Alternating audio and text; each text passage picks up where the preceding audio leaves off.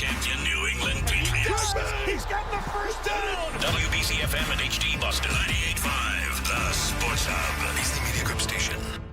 Sports Hub headlines. Presented by Celsius Energy Drinks. Patriots will hold their first practice of the week this afternoon as they begin to get ready for Super Bowl 60 against Seattle a week from Sunday in Santa Clara, California. Yesterday, the team had to put out a projected injury report, and amid all the stories about Drake May's throwing shoulder, the team listed him as limited. There were 5 players who were listed as did not participate: Hunter Henry, Harold Landry, Morgan Moses, Thayer Munford, and linebacker Robert Spillane. In other NFL news, Cleveland has hired former Baltimore offensive coordinator Todd Monken as their new head coach. The Celtics were beaten by Atlanta last night, 117-106 at TD Garden. The Hawks led by 20 after the first quarter, and the Green really never got within striking range after that. They shot 9 of 34 from 3. Joe Mazzulla's team struggled for most of the evening. It's just one of those nights. They played better than us. They got the best of us. Just one of those nights for us. Didn't play well. They did, and you kind of move on. Jaylen Brown scored 21 points in a loss. The Celtics host Sacramento tomorrow night. Overnight, NBA TV and ESPN are reporting that very recently Jason Tatum's game plan for coming back has changed. He apparently was getting close to returning, but something has happened recently to change his mind, and now he's considering sitting out the entire season. And the Bruins face Philadelphia at TD Garden tonight. Ryan Johnston and Bob Beers have the pregame at 6:30 and the face-off at 7 here on 98.5 The Sports Hub. Sports Hub headlines are brought to you by IBEW 103 and Nika Electrical Contractors. IBEW 103 celebrating 125 years of powering Greater Boston. To find a qualified contractor for your next electrical, telecom, and security project today, visit thepowerprofessionals.org. I'm John Wallach on Boston's Home for Sports, 98.5 The Sports Hub. Your next update at 6:30. High wrist shot. The Bruins. Rebound score! Play here. The Sports Hub. Ladies and gentlemen, I need all of you to stop what you're doing and listen. Toucher You might hate me, but you're listening. and Hardy Don't bother me. I'm at the Pickle Palace. on 98.5. I know what I'm capable of. He said something about peanut butter, right? Yeah, boning, baby. Make America nut again. That's gross. That's disgusting. Let's talk about cheese. What are you going to have for lunch? I was at dinner with my wife and a friend. Kitty, pussy, kitty. Flap. Shut up, I'm trying to talk to Paul. Toucher and Hardy Good luck trying to put your finger in it when there's a million holes. on 98.5 The Sports Hub. Let's go. Sarge GPT is booting up. Saugus wings cure everything. No charge from the Sarge GPT. Hey, good morning, everybody. Good morning. We are Toucher and Hardy. Big Danny Roach is in for Hardy today. Town Fair Tires Studios, 617-779-0985. If you'd like to watch our program, you may do so. It's as simple as going to YouTube and subscribing to 98.5 The Sports Hub. If you would like to download our podcast at any time, it's available everywhere you get your podcasts. There's a 98.5 The Sports Hub app. There's a bunch of ways to get it. That is no excuse. The show is readily available. I was not in yesterday. I slept for 14 hours. Oh, man, that's so nice. I felt like crap. I got my daughter, and my daughter's like, "What's wrong with you?" Because my son, it's funny, this is kind of funny. Where my son works out, it's kind of a feel-good story, actually. Where my son, not involving him, where my son works out, they have professional pitchers that are there and players that are there. And, they'll be leaving for spring training soon. So they did a thing the other night where they had some professional pitchers throw bullpens to kids. And there was this one kid he's not like a big star or anything. And he was taking BP against this guy. You got basically an at-bat. And the pitcher got down 3-1 to him. And, they're using hit tracks so they can track the ball. And professional pitcher, he's like a AAA pitcher, throws him a 3-1 fastball, and the kid, homer. Oh, it was a homer. Highlight for him. How old was the kid? I think he's 16. Wow. That's so Talk about that for the rest of his life. I know. Yeah, it was pretty cool. And the the Cressy place put it up on their Instagram. You can't see the kid, but you can see the picture that threw it. Wow. And he was trying too, so it was kind of funny. But I let you step in. I wasn't there. Oh no, I wasn't there. I just my son wasn't around, so my daughter's like, "Are you all right?" And I'm like, "Eh." And then I took my temperature, and I had a high temperature, and I'm like, I can't do it. I'm like, you guys got. And then Milo came home. I'm like, you gotta take your sister home. I gotta go to bed. And I had told Adam I had a fever. I'm like, I'm not coming in. And I went to sleep at 9, and I woke up at 11:30 the next morning. Jesus. Wow. How often have you done that? Not often. Years and years and years and years and years. Years and years and years. I don't know, like when I was like in my 20s maybe. But then I wasn't going to bed at 9. Sleeping for 14 hours, I don't know the last time I slept for 14 hours. And then it's not like I got out of bed. I went, because my ex-wife was working, and she's like, would you check on our old dog? And I'm like, sure. And I'm like, that's great. Because my dog, when I walk him now, he gets like that salt in his paw. So he can't go on like long walks, but fine by me. But I'm like, he don't want to just sit here in this house. So I took him to my ex-wife's house and just let those two dogs play. And then I just went and laid down up there. So I just lay down all day. It was like the greatest. That's what your body's saying. And usually I can't do that. Like I get too distracted and like too I can't sit down for that long. I gotta like be moving around and doing something. That's why I hate the snow so much, because it almost feels like you're trapped. It really does, because it takes away like all these things you could possibly be doing when there's that much snow. Like when there's 2 feet of snow, it like I can't take the dog on those walks. It's like a pain in the ass to park anywhere. It's almost like you're kind of trapped. So and it's 2 degrees out too. Right, all of these things. It's just miserable. It really is miserable. Like if by any shot, and this is not BS, I do have it in my contract that I can broadcast from somewhere else. If we do get, I guess it's highly unlikely, but if we do get pegged on Sunday, like just nailed on Sunday, I'm broadcasting from somewhere else. I'm not. I can't mentally handle it. Like leaving town. Like leaving town. Like COVID situation. Go to Felger's house. I don't know him like that. Oh, like Tennessee. Like leaving, go to Tennessee. I would go to Tennessee just because there's no snow on the ground. Yeah, I'd just go to Tennessee. At least for a few days, I could do that without screwing up my parenting agreement. So I would just go to Tennessee for like 4 days and broadcast from there because I got to get out. It took 3.5 hours to get those cars out. You don't have to tell me. My sons and I were hacking away in the driveway forever. You have a plow. I can't, even if I paid for a plow, I can't get a plow because there's no way to get a plow in because I share a driveway. It's a driveway where both of us have enough room to share the whole thing. Yeah, you're telling it. But yeah. And there's nowhere for them to put the snow. So it has to be, right. It basically has to be shoveled because I can't really snow blow it either because I'd just be snow blowing it into someone else's driveway. There's no room between my driveway and the other driveways. Yes, Jonathan. Remember how proud I was to tell you that the town of Natick had one of those sidewalk plows, because I have sidewalk along the front of my yard. The snow was so bad that the sidewalk plow did half of it of my property and then stopped at my driveway. There's another patch on the other side. They just stopped and didn't do the rest of it. That's how bad it was in my neighborhood. There really is no place to put any of the snow that we have now. And I'm hacking away, just trying to. I have my mailbox is at the end of my driveway, but you have to have it accessible, or else they won't deliver your mail. So I'm out there hacking away. It's ridiculous. So if we were to get more snow on Sunday, whatever the case may be, I don't know what we would do. I can barely see out of my driveway as it is when I pull out. Yeah, I mean, I don't know what's going to happen. Dangerous, like pulling out of our neighborhood because of that. Because of how high the snow is already. Sure. You can't see. Coming around the corner. Yeah, and that's the thing is that and then it took another, and then I had to get up before work 2 days ago to shovel more. Yeah. So the Whoop, I had not looked at the Whoop, but the Whoop is what I wear. It tracks everything. I would think the whoop would be positive. A lot of cardiovascular exercise. No, but when I slept for those 14 hours, the whoop was in grave. It felt flatline? No.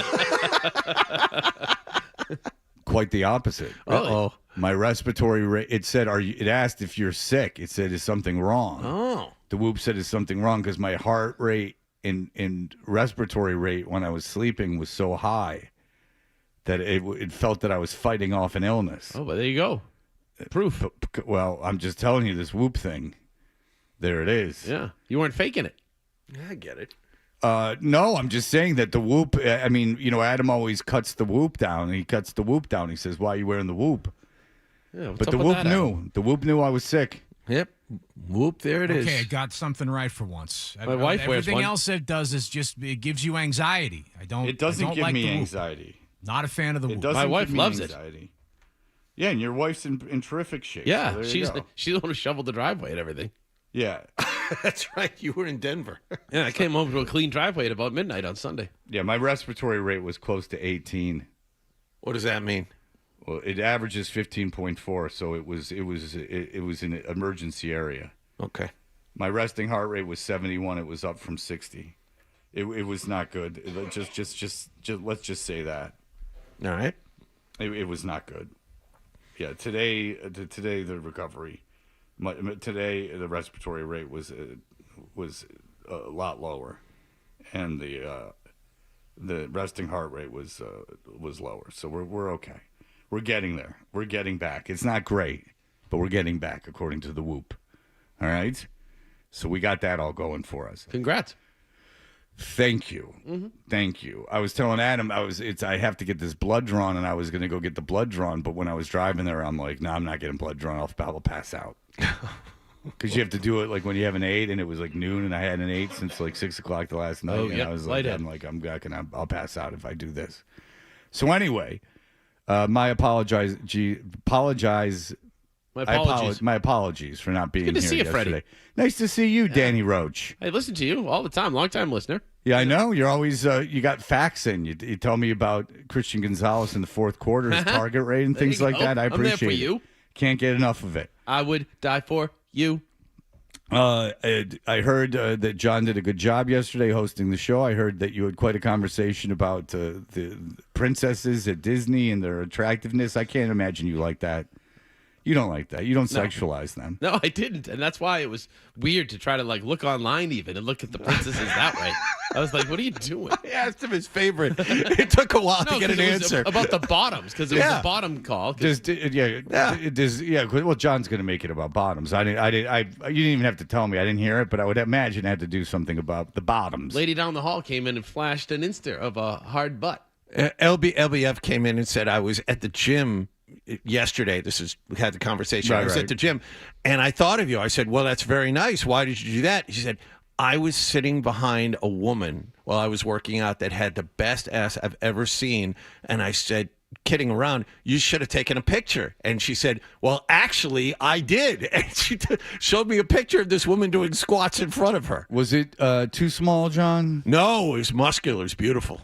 Really, but you would almost like it if it was heavier, right? Like if there was some fat on it. I have no trouble with a little cushion there, but this was really, really good. Did she send it to you?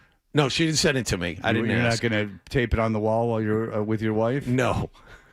Did you use it? Did you put it in your memory? Did you get enough of? Oh, that's locked away in a very good space. And then a listener decided to ask me which princess butt did I like the best. Well, yeah, it was very uncomfortable. Well, I mean, I wanted to include you in the conversation. You were going to sit there and do nothing unless I did that. But they were animated, right? Right. So that's that's a whole anime thing. Yeah, that's difficult to do. But does Adam does Danny know what's happening tomorrow? It's not a big deal, but does Danny... Yes, he does. He does. We have the Disney princess joining us tomorrow. Well, she's Snow White. Would you consider that a princess? Yeah, oh yeah, she did that whole thing. And this is not a sexual thing to have her on. No, it's just you to kind of vibe. Yeah, just you vibe because she can do the whole thing. She did it professionally. Yes. Oh God. Yeah, this has nothing to do with the sexual thing. This is just you two vibing. Now, have you been on a Disney cruise? Yes, once. I didn't like it. I didn't like it either. Yeah. Really? Yeah. Yeah, and did you hear? I would have wanted to stay at Castaway Key the whole time. Yeah, and pay those prices. Yeah, Well, I don't- a real authentic Caribbean You just don't experience. think prices when you're on a cruise, Fred. It's not just prices are fine when you're getting good things, but on Castaway Key is just a dumpy outpost owned by Disney that they. But it felt Disney-ish. As opposed to the rest of the Caribbean, which is hell on earth, unless it has the Disney signage. But I'll tell you, she says that the cast of the boat and the people on the Disney cruises hate the passengers. I would think so. Especially the Disney adults. They think you're odd and weird. Mm-hmm. Now, that doesn't change your thought about going up to them. No. I don't really go up to them either, Fred. Oh, okay. You know what I mean? Like, we'll have this whole conversation if you want tomorrow, but I'm just like, I don't go to Disney for the relaxed mind, put it that way. I just like being. When we drive underneath the sign when you enter, Walt Disney World, welcome to the magic, whatever it is. I kind of leave everything behind. I don't have to rent a car, so it's like what you kind of look for when you like to go to like Tennessee. It's just like I don't have any worries. Oh, I have a lot of worries in Tennessee. You know, have you not listened to the show? I know. There's a lot going on. Yeah. But I just like the fact that I can relax now. I don't have to get up. I don't have to go here, there, worry about this story. Right. I got to do the stress of everyday life. That's every vacation. You could kind of do that, but just a Disney. But it doesn't hurt your feeling at all that your feelings at all that there is. They ultimately are mocking you behind your back. The very people that are there to relax Story you. of my life, Fred. So it's fine. Because that would ruin it for me. If I was a Disney adult and I found out for sure that they all think I'm a loser, and that every interaction I have with them, they're like, oh, in the back of their head, they're like, what a loser. That would ruin it for me. Not you, though, huh? No. You don't care. Mm-mm. You don't care what people think of you. I know, yeah. So what are you going to do? Not go. Well, no, that's your choice. I just like to relax, hang out with my wife. But don't you find that less waiting for relaxing grandkids, that the that's whole gonna be staff fun. hates you? No, I don't care. But what's going to be fun is when we get on there and have grandkids. That'll be next. Well, that's a whole different story. Yeah, but when so we're going in March because my daughter's opening up her softball season down there as a coach. Oh, yeah. And we're going to go to 2 games a day, and we're going to stay on Disney property, walk around the parks, or go to different hotels, sit by the bar, and just kind of. Are they playing where the Yankees play? No. Okay. Tampa? Oh, because my son's down in Jupiter, Port St. Lucie. When's he going? Well, I take him in March, and we go to the Major League spring training, and then I drop him off. Yeah, you take him to the airport, and then you don't work. Then I take him to the airport. Wow. Out of nowhere. Oh, my goodness. Wait, what? Wait, it's computing. He said, hang on, it's coming. No, I don't know. I don't know if 4, Fred actually 3, heard. 2, 1. You want to try it again? Maybe he'll get it this time. That was the whole thing. They were giving you grief because I was in for you because you dropped Milo off at the airport at 4:00 in the morning and didn't want to come in. You wanted to just take the day. Yeah. And so I drop him off at the airport this time in Florida. Oh, wow. And I will leave Florida, and then he'll meet his team there, and then that's... You're not going to stay? Not for his stuff, no. No? No, because I'll tell you why. He'll be with his team. No, but you could stay somewhere else, just relax, and then go to his games and watch him pitch. That's awesome. I did that with my son. I see him plenty. I don't need to see him spring training. I see him. I go to maybe 50 games, and he pitches in maybe 10 of them. I don't need He's to going to pitch a lot this year, though. He'll pitch a lot this year, but he's not going to pitch every game. Especially even 2. Yeah, I don't know. He'll be 2 or a closer. I don't know. The one is it was the player of the year in the ISL. You know what? Closer. You know what? I'll get you for Christmas a radar gun. Oh, that's all. Then you can go and sit behind home plate and just go like this. You know, it's funny. None of those are around, Dan. No one's. It's Can't not borrow like one, right? He threw his first bullpen yesterday, and they gunned every pitch. So yeah, he's very aware of what's he throwing now. How fast is he?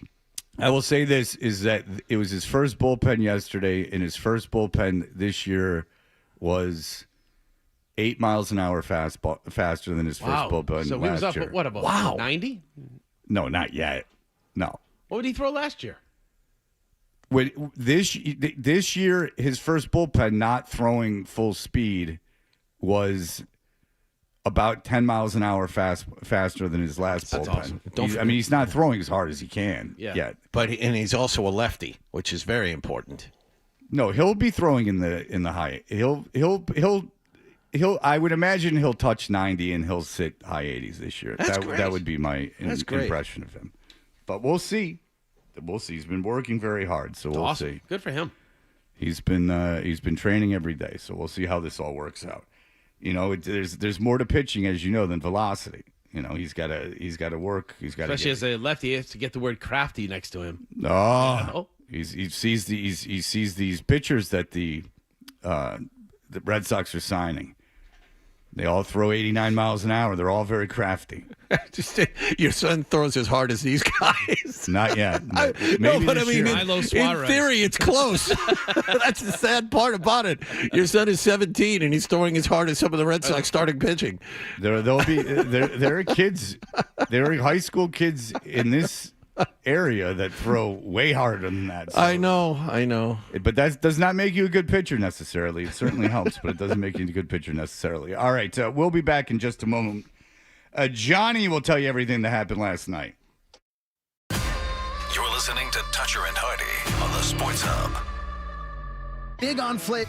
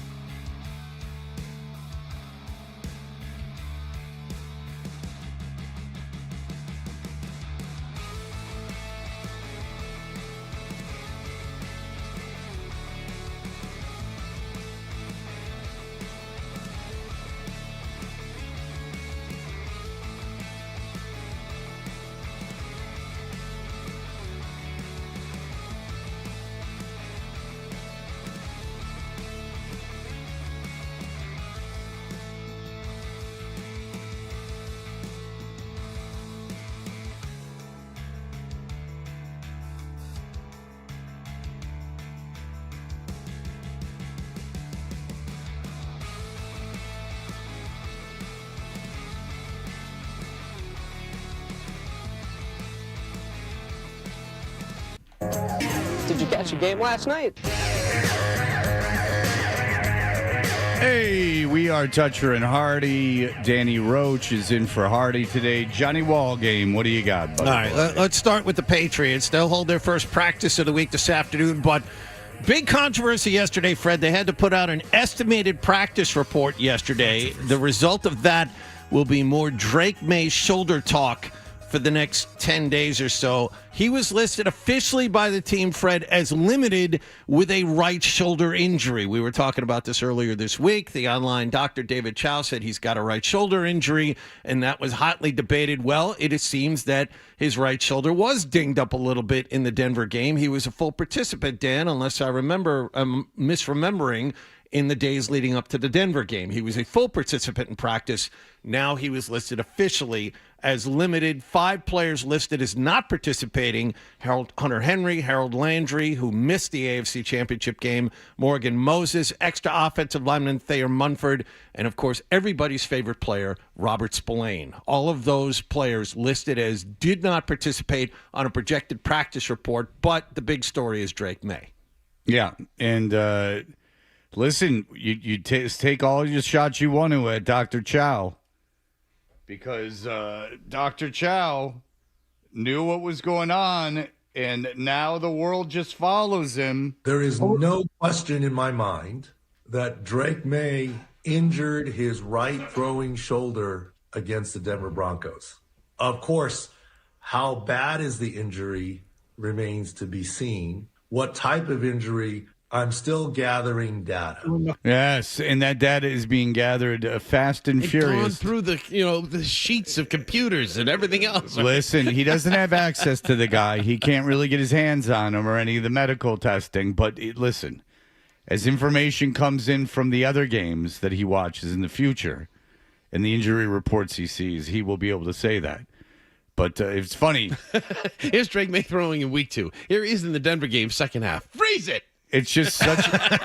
Take a look. It is pretty funny because it's so ludicrous that this guy is that he's a doctor, and apparently he was the Chargers doctor when they stabbed Tyrod Taylor with the needle and screwed up his career. But it's so funny that, it's just so goofy that he watches games and then goes and says what injuries are, but he has no information, and it's just so irresponsible from a doctor. And then here we are. Drake May has got a bum shoulder. He will be working through this shoulder. For the next 10 days, that is all people are going to talk about. Well, it's something to talk about. No, I hear you. But usually we wait until Monday of Super Bowl week to really ramp it up. Why wait? Why wait? Let's do it the Thursday before the Sunday of Super Bowl week. It's at least something that's going on. There's really nothing else that's going on. I mean, you can break down the two teams as much as you want. That's not even what the week before the Super Bowl is really for. That just kind of dovetails into a bunch of other crap. So at least Drake May is something. They're practicing today, Fred. So I'm going to bring the binocs. Oh, so you're going right after this to Check practice? Out the motion. How's he look? No, it's going to be indoors. It'd probably be indoors, yeah. Yeah. Because they're going to Santa Clara, so they don't need to be outside. They don't need to worry about this stuff now. Yeah. So you're going to be going down there and right after the show? Yeah. What time's practice start? 2. Oh.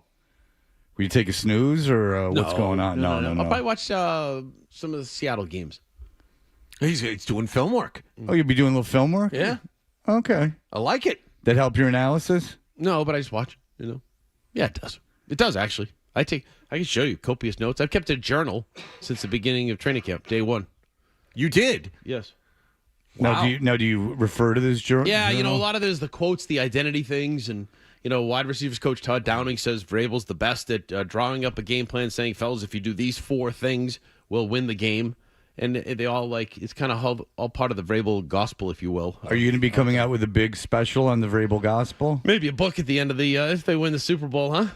Well, I mean, co-write it. What else? Well, yeah. I mean, I could throw some jazzy dream sequences into it. I could maybe incorporate some kind of quasi Disney characters into that thing to sparkle it up. Little whoop.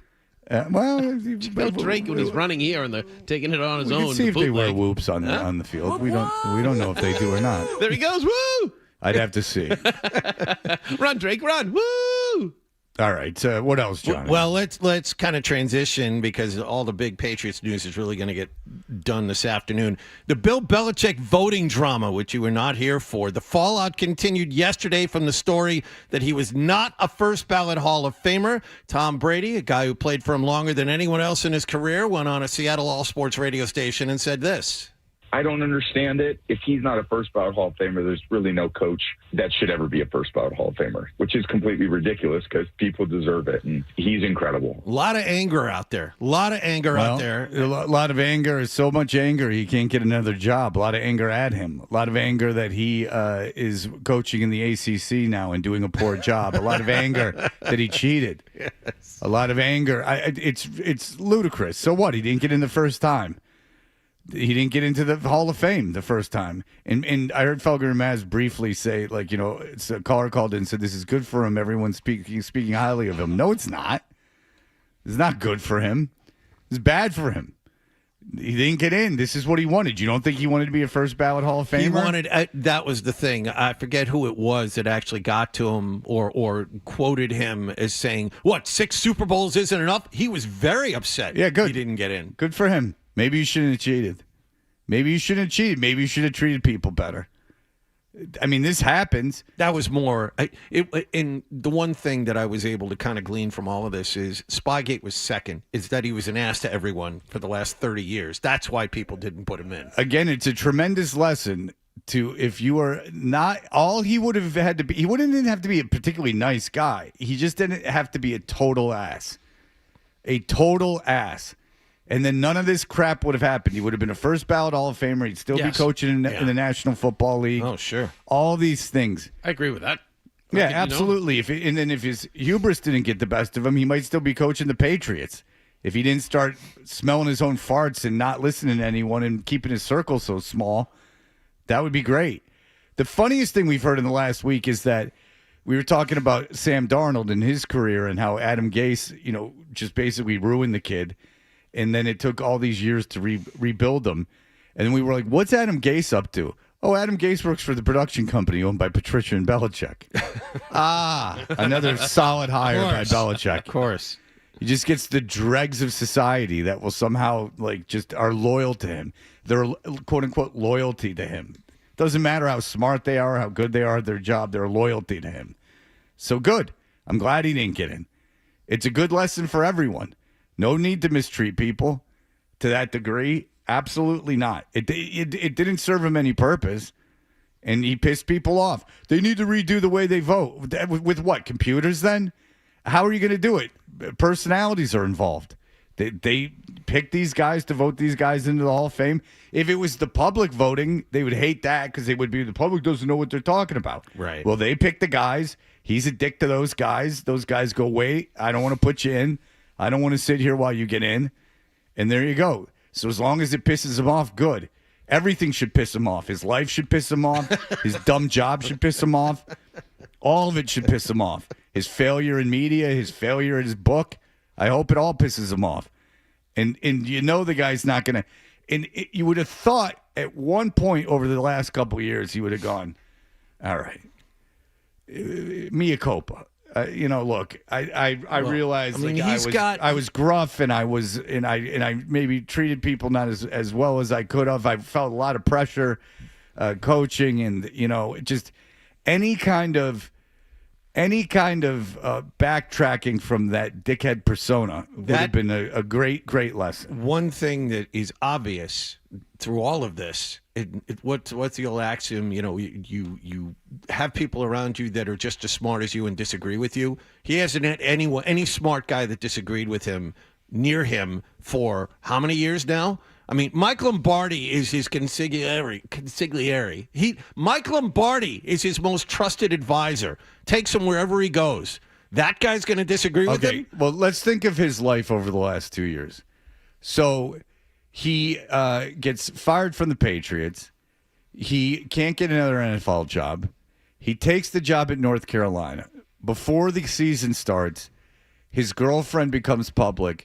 She screws up everything that's going on publicly. It's a disaster. He gives her all this responsibility. She's buying all this stuff. She's running his business. She's taking care of his PR. It's all a huge disaster. He becomes a national punchline. Late night show, talk show, like The View, I would imagine. Like all these things, like local comedy, Austin comedy scene jokes. I mean, all over the globe, he's a punchline. So he does all that. Season starts. He's terrible. His team is absolutely awful. No one goes to the games. What started as this huge thing, now everyone wants him out of there. Lombardi goes over to Saudi Arabia poking around for money. Just all this horrible stuff happens.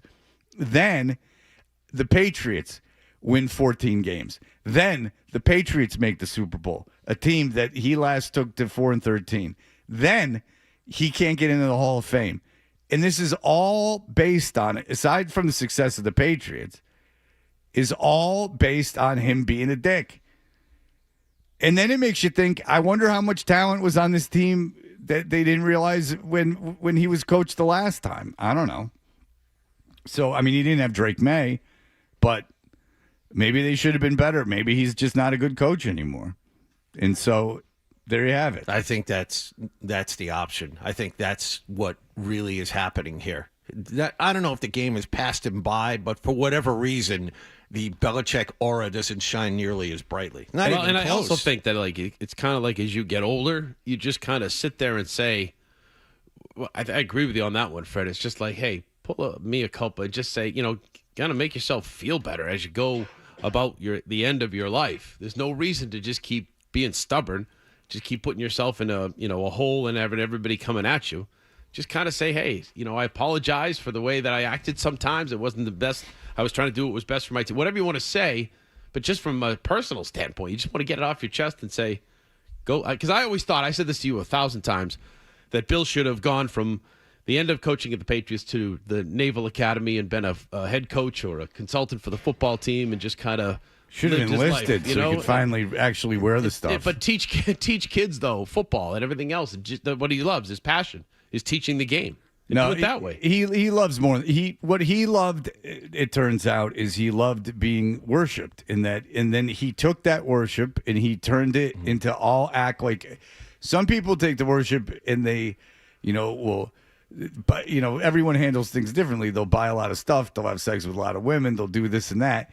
What he did is he decided that I'm going to treat everyone like crap, and then no one's going to say anything about it, and that never ends up being a good thing. At least history, even if you die while that's still going on, history is going to remember you as being a huge dick. That's just the way it goes. And I mean, that's the way he's going to be remembered. And by the way, there's no the Hall of Fame isn't something that is like that they have an obligation to let you into. The only problem with Hall of Fames are one of two things. One, that they let everyone in, which is the problem with what the Baseball Hall of Fame has become. They're letting people that wouldn't have gotten in 20 years ago in now. And part of that is because they can't let the steroids people in. And two is that they that no one cares. And so they don't have to do anything. They don't want to let Bill Belichick in. Don't let Bill Belichick in. He shouldn't be in. Good. And they have, and the thing is, they have reasons. If it was just he's a dick, they would have put him in. But they have ways that they can use it as an excuse. He cheated. So we don't want to put him in first ballot. They have no obligation to put him in first ballot, so they don't do it. The reaction to this has been more than normal, though. I mean, we're having Armando Salguero on next hour to discuss this because it's a very popular topic. So on the whole, yeah. I mean, not many people pay attention to who goes in and who doesn't go in. This year, they do. Yeah, everyone will be fine. I think if he should be in, though. Yeah, he should go into the Hall of Fame. He should be a first ballot Hall of Famer, too. Okay, but he's not. Yeah, so there you go. There's. What are you going to do about it? He's not up first ballot Hall of Famer. I mean, it's the problem with the Hall of Fame is when they let somebody in, you're like, huh? Like, what the hell is that? Like Andrew Jones. Why is Andrew Jones Blylevin? Like, why is Blylevin in? Because those guys get in. I mean, Belichick could still get in. Why has he got to be a first ballot Hall of Famer? Who cares? That should matter to no one but him. Well, yeah. So one quick thing. Bill Polian, who is in the room, he's the guy, former Colts GM, who has been spoken to on numerous occasions over the last 48 hours as to whether or not he voted for Belichick, and has changed the story about 4 times. He's in the spotlight. He was the guy who originally said Spygate was the reason Belichick was left out. Then he said that didn't happen. Then he said he was 95% sure he voted for Bill. 95% sure he voted for Bill. Some situation that happened 2 weeks ago he couldn't recall. And then finally, somebody got him on the record last night. I wrote this out, so I'm reading from the statement. I voted for Coach Belichick in the Hall of Fame selection meeting. The Pro Football Hall of Fame has confirmed that fact through the auditors of the selection process. Again, I'll state that I never said that I believe that Coach Belichick should, quote, wait a year, close quote, for enshrinement. This has been confirmed by the Pro Football Hall of Fame, numerous selectors who are in the room, and my vote for Coach Belichick. All right. So why does he have to? Why does he have to do all this stuff? Who cares? How old is Bill about Bill Polian? No, about Belichick and all the people who didn't vote him. Fine, but why does Bill Polian have to stand up there and make all these statements? Just don't say anything. Well, that was his first mistake. He said something at the start that he backtracked from immediately. That's the problem. Well, good. Now everyone can act like a dick about him being a dick. That's great. All right, we'll be back in just a moment. Here are the headlines. Essential Sports Hub headline presented by Celsius Energy Drinks. Patriots will be out on the practice field this afternoon for the first time this week. Getting ready for Super Bowl 60 against Seattle a week from Sunday. Drake May listed as limited on a projected practice report with a right shoulder injury. Hunter Henry, Harold Landry, Morgan Moses, Thayer Munford, and linebacker Robert Spillane listed as did not participate. Celtics lost at home to Atlanta 117-106. Visitors took a 20-point lead after one quarter, and that was pretty much it. Celtics will host Sacramento tomorrow night. Both NBA TV and ESPN are reporting this morning Jason Tatum is considering sitting out the entire season after being close to returning recently. And the Bruins host Philadelphia tonight. Ryan Johnston and Bob Beers have the pregame at 6:30 and the face-off at 7 here on 98.5 The Sports Hub. Sports Hub headlines are brought to you by Catches Law. At Catches, they specialize in helping those who have been injured not only from a one-time incident, but from a lifetime of hard work and labor. Does this sound like you? Visit CatchesLaw.com. I'm John Wallach on Boston Tone for Sports, 98.5 The Sports Hub. Your next update at 7 o'clock. You're listening to Toucher and Hardy on the Sports Hub. Every Thursday night, head to...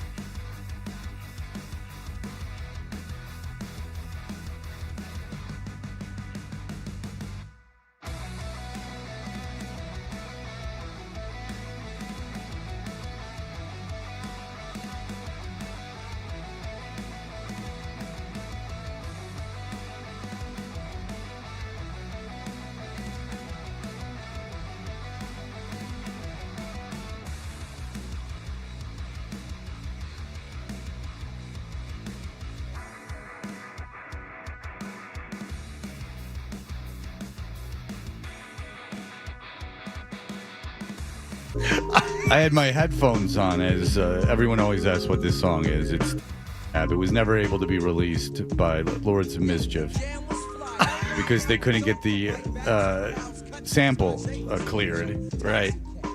But nonetheless, I'm about to put... So, you know, Dan works for WBZ and Paul Ebbins on, and I'm like, hey, you know, Paul Ebbins, and he's like, yeah, she's nice, and her husband...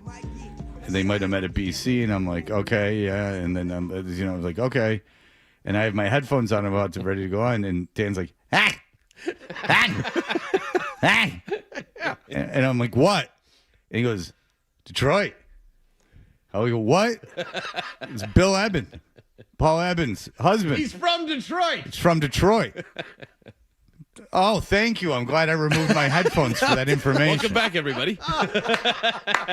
Man, he's from one of the 10 biggest cities in the United I'm trying States. to have a conversation with you, Freddie. I know Detroit is a... We were having a conversation. We were having a conversation. If you would have said it when I didn't have my headphones on, I would have not brought it up on the air. Man. It was that I had my headphones on when you said it. That was what I thought was interesting about that whole thing. Here we go. Detroit. Detroit. It's good to see you again. Nice to see you, buddy. Hey, Nick, I'm going to do my Dan Roach impression. So get the camera tight on me. All right, and let me know when you're ready. All right, here we go. Dan, say something that you would say that would make Fred. you smile. How you doing? Yeah. A lot of teeth there. Wow. Yeah. Hey, Nick, can you play my Fred imitation that we played yesterday? Yeah, play it. I want to hear it. No, that wasn't bad. It wasn't yours. It was Matt's. Yeah. Matt McCarthy. Come on. And then put my smile next to his smile, and let's see if it's not dead on. I'm not smiling. Smile. Mm-mm. Free trip to Disney. Smiling makes me happy.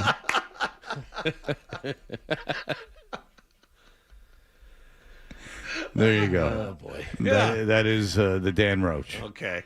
It's my greatest physical impression. That's good. Is my Dan. Thank you.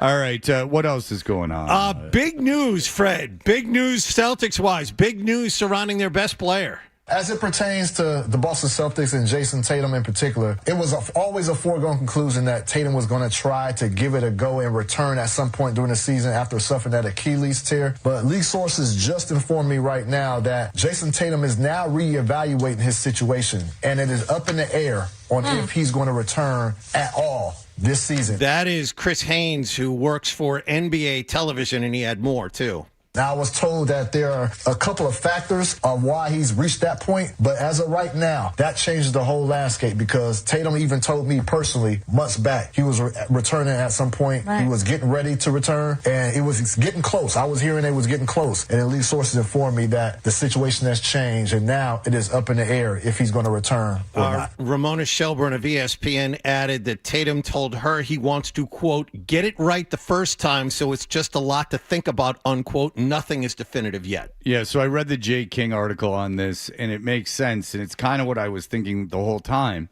is that since it was kind of damned if you do, damned if you don't. Like, if the team wasn't playing well, do you rush him back if there's any kind of chance of injury? Into that, I was like, if they bring him back, he won't get injured again. So you say, all right, fine. But now that the team, and Jason Tatum has said this, he said, now that the team is playing well, I see that they've gotten this identity, and I'm not there. And he's implying that we all know he's going to be on at least minute restrictions. He knows he's not what he normally is. So he doesn't want to come onto the team, and by his presence and his minute restrictions and his lack of being able to be elite to the way he usually is, kind of screw up what they have going on here now. And then also maybe that pressing it and being in those situations leads to it getting injured again or another injury. That makes complete sense, right? Yeah, because when you're recovering from an injury, something else can get hurt, because that is often, a lot of times, what happens with injuries is that you're injured in one place, you come back too soon, maybe you don't injure that specific body part, but because of the way you're compensating for that, you might injure something else. So it does make a lot of sense. That's why when Forsberg was like, well, wouldn't it be great if he came back on Super Bowl Sunday? I'm thinking this is a pretty big deal to just be in the beginning of the Jay King article starts off with, he's gotten past the adulation and all the glory that would become from coming back, which I think is big of him, because that sounded pretty short-sighted to me, that you're going around telling people, like, I want to come back on this specific day because people will freak out the most. It's like, this is a big deal. Like, this is a team that is very much in the conversation in the East, and you come back, you better be 100%. And so, well, and I'm sure part of him says, okay, if they were the Pacers, like with Halliburton, right? They're 12-36. You could do whatever you want coming back. You I can don't do feel well minute tonight. restrictions. Yes, yeah, you can take out, days off. Yes, but now you're contending for a spot in the playoffs. And if he comes back and kind of gets that rotation off, gets that kind of disrupts the chemistry a little bit, and then he needs to take a couple days off. I mean, then you're spiraling a little bit. You're like playing catch-up. They come to playoffs. I don't want to play back to back. I can't. I never thought it was a good idea for him to come back this year. I really didn't. It's a pretty big injury. I mean, he tore his Achilles, and this is basketball. Like, you're cutting off that thing, you're jumping off that thing. It's a lot.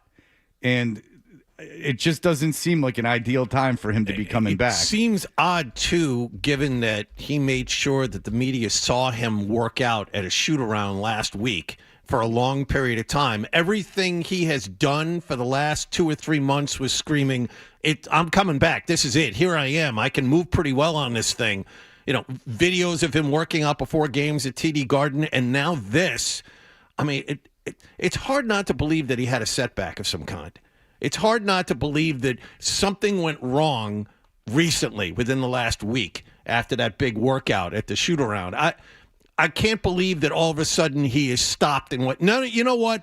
Even though I'm close, and according to Chris Haynes, he was close. Even though I'm really close and ready to come back, no, I'm not doing it. I wonder what the conversations have been like with him and Brad Stevens, with him and Joe Mazzulla, and maybe in his mind he's having some doubts and doesn't want to, we say disrupt the chemistry, but at the same time, I'm 27 years old. I have a long way to go, and I get it too. But there were conversations all the way through that. Yes. I'm betting he woke up one morning and went, "Okay, I don't feel well. Right. I don't feel right this morning. Something's different." And the first time you say that to anybody, yes, they're all going to say the alarm bells go right? off, and right? you say, You're "Well, too all valuable. right, we don't want to risk this, Jason. Maybe we should talk about you sitting." And that's the conversation that happened in the last week. I mean, it's getting to be go time here. Celtics have a big decision to make. The trade deadline is a week from today. If you're going to be a contender, and right now, they have some obvious holes, like big man, for example. I mean, this will determine whether or not you go get that big impact piece for this year. So I'm betting the conversations happened in the last week. Tatum had a small setback, and everyone decided to ease off the accelerator a little bit. Yeah, it makes sense. It makes sense that I just don't know if he expected them to be playing this well. There's no way he expected them to be in second place in the East at one point. Right. Not a chance. And so maybe he starts thinking it's a little selfish if he comes back, because then it's all about him. And, again, if he was 100%, there would be no question about it, but he won't be. Can't just go to playing a full, day after day NBA season. So, a lot to think about on his perspective. Celtics, by the way, lost last night to Atlanta 117-106. Man, you don't like to cover the losses. If they won, you would have been all over that thing. All right, so we'll be back in just a moment. Danny Roach has got a big-time game for me. Toucher and Hardy, 98.5 The Sports Hub. All right, man.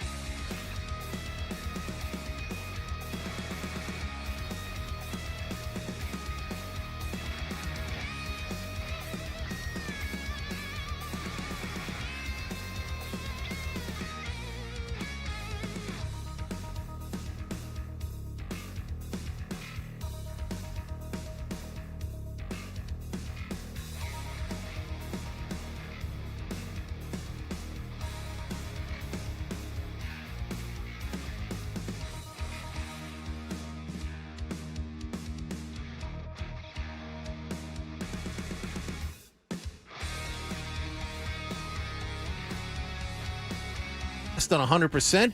And wouldn't you know it, the team listed him as limited on their projected injury report yesterday. There were also 5 players projected to be unable to practice: Hunter Henry, Harold Landry, Morgan Moses, Thayer Munford, and linebacker Robert Spillane. In NFL news, we have another head coaching job off the board. Cleveland has hired former Baltimore assistant coach Todd Monken. Celtics lost to Atlanta 117-106 at TD Garden last night. The Green made only 9 threes in this game. Jaylen Brown's team never really made a run at this one in the second half. Some teams have made us pay. Obviously that's, some of them we could be better, maybe a few better closeouts. Definitely some possessions that we probably could improve on, but we also want to protect the basket as best as we can because we're small. We got to fly out a little bit better, but teams that don't normally shoot well have shot well against us a couple times, and that's cost us. That happens. Hawks took an early 20-point lead and never gave it back. Celtics play Sacramento at TD Garden tonight, and they have some other problems with Jason Tatum to deal with. According to both NBA TV and ESPN, Tatum is having second thoughts about playing this season. Despite being close to returning, he is now considering sitting out the entire year. And the Bruins face Philadelphia at TD Garden tonight. Ryan Johnston and Bob Beers have the pregame at 6:30 and the face-off at 7 right here on your flagship radio station for the Bruins, 98.5 The Sports Hub. Sports Hub headlines are brought to you by the $14.99 Big Deal Meals at the 99. Like the juicy chopped sirloin, all Big Deal meals are now available all day, every day for just $14.99. You gotta love the nines. I'm John Wallach on Boston Tone for Sports, 98.5 The Sports Hub. Your next update at 7:30. Touchdown! Patriots takes the snap. May has the into the end zone. Listen to the MVP chant. If it's the Patriots, it's the Sports Hub. And we're back. Toucher and Hardy on the Sports Hub.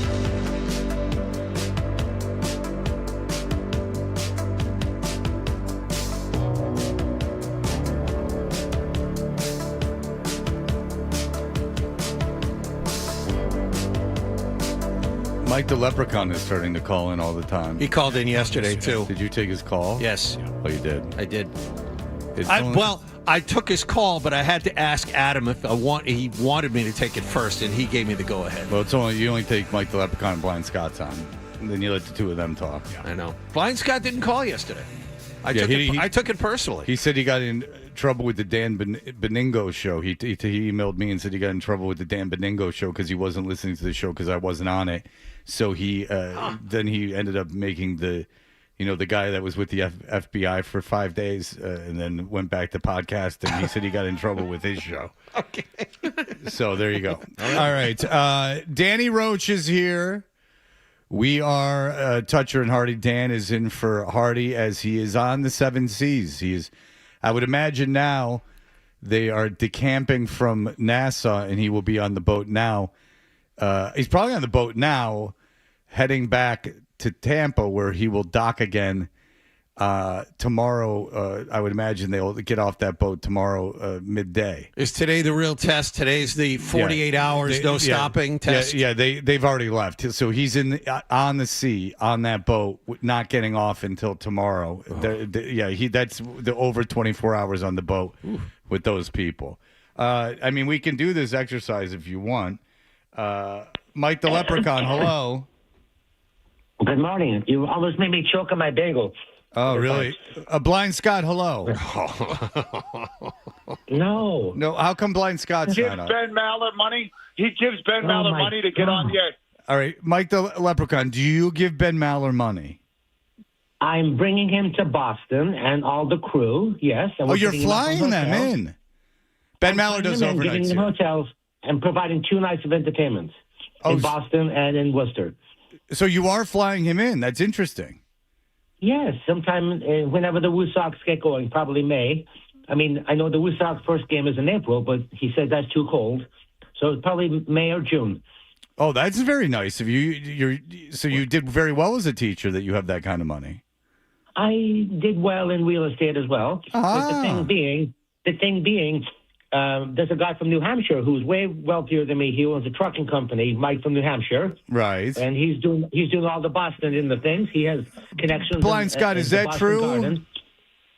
Yeah, dude, this guy's really weird. Dude, he's making this up. He's from Ireland. He came here in 1998. He went to Boston College for free to get a teacher's degree. This guy has totally leached off the system here. Is that true, Mike the Leprechaun? Have you leached off the system?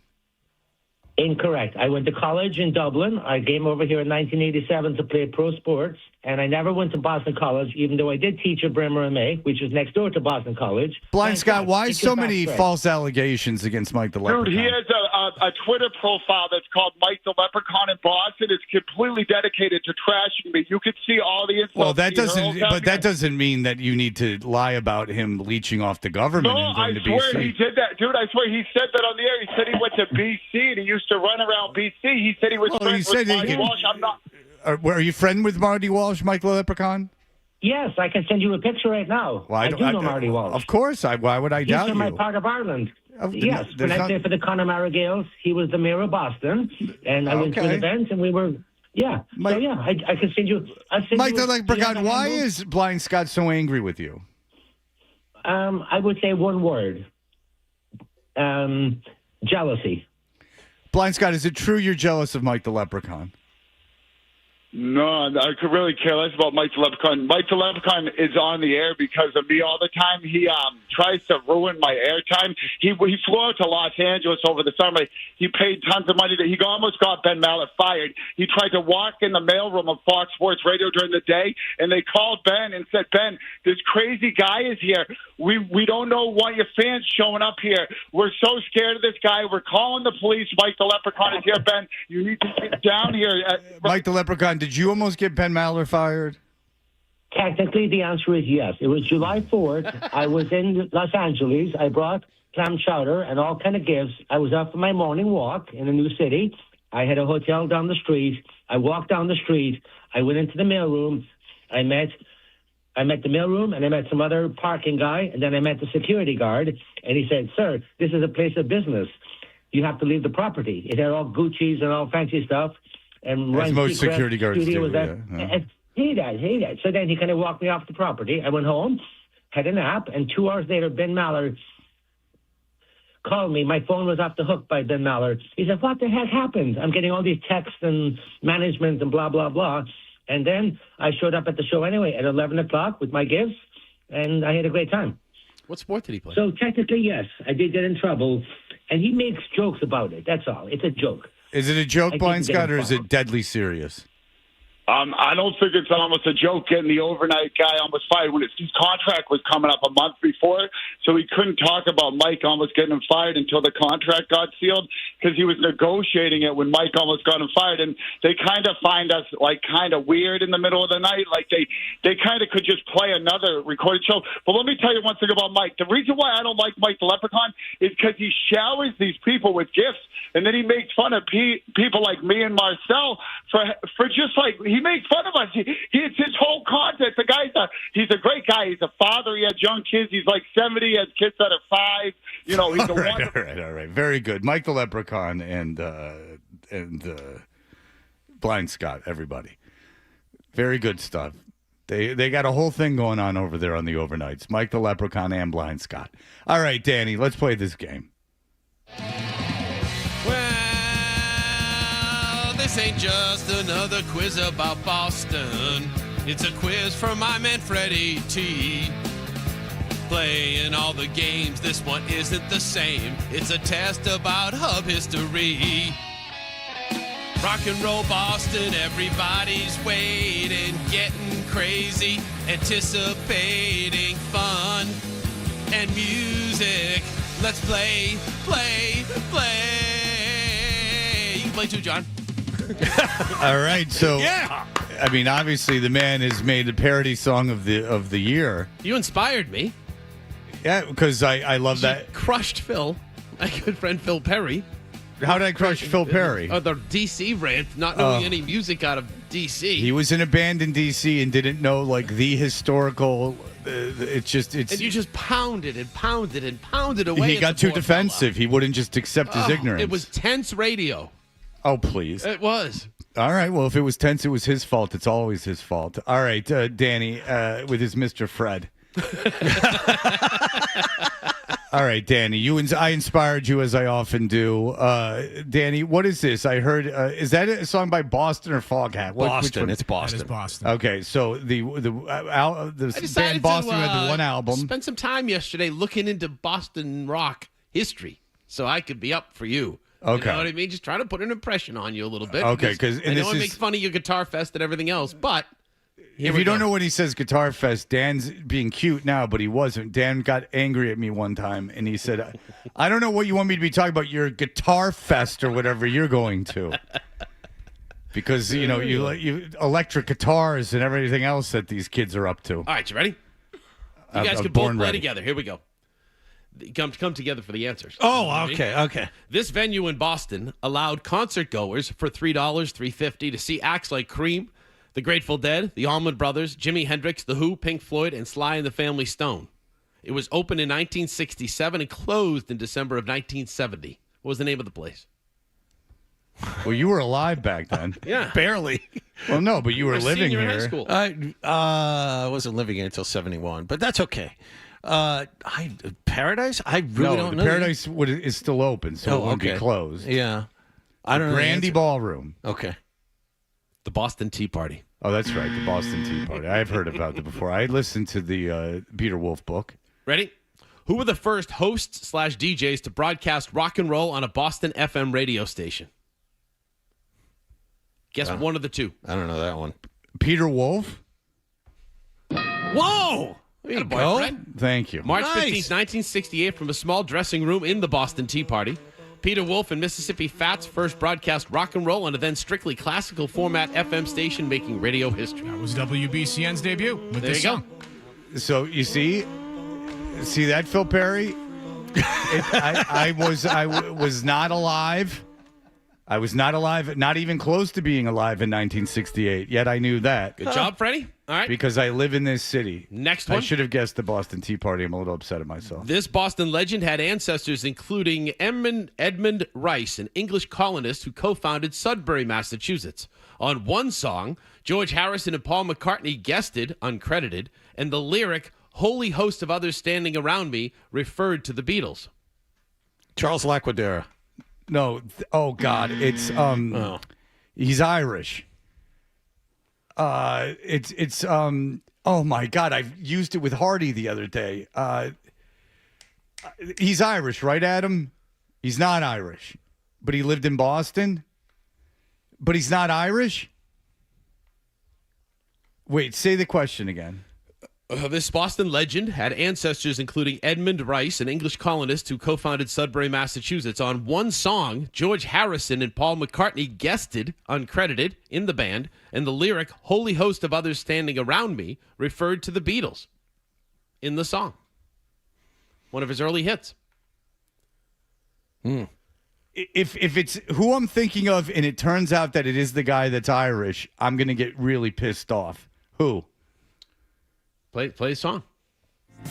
Showery people.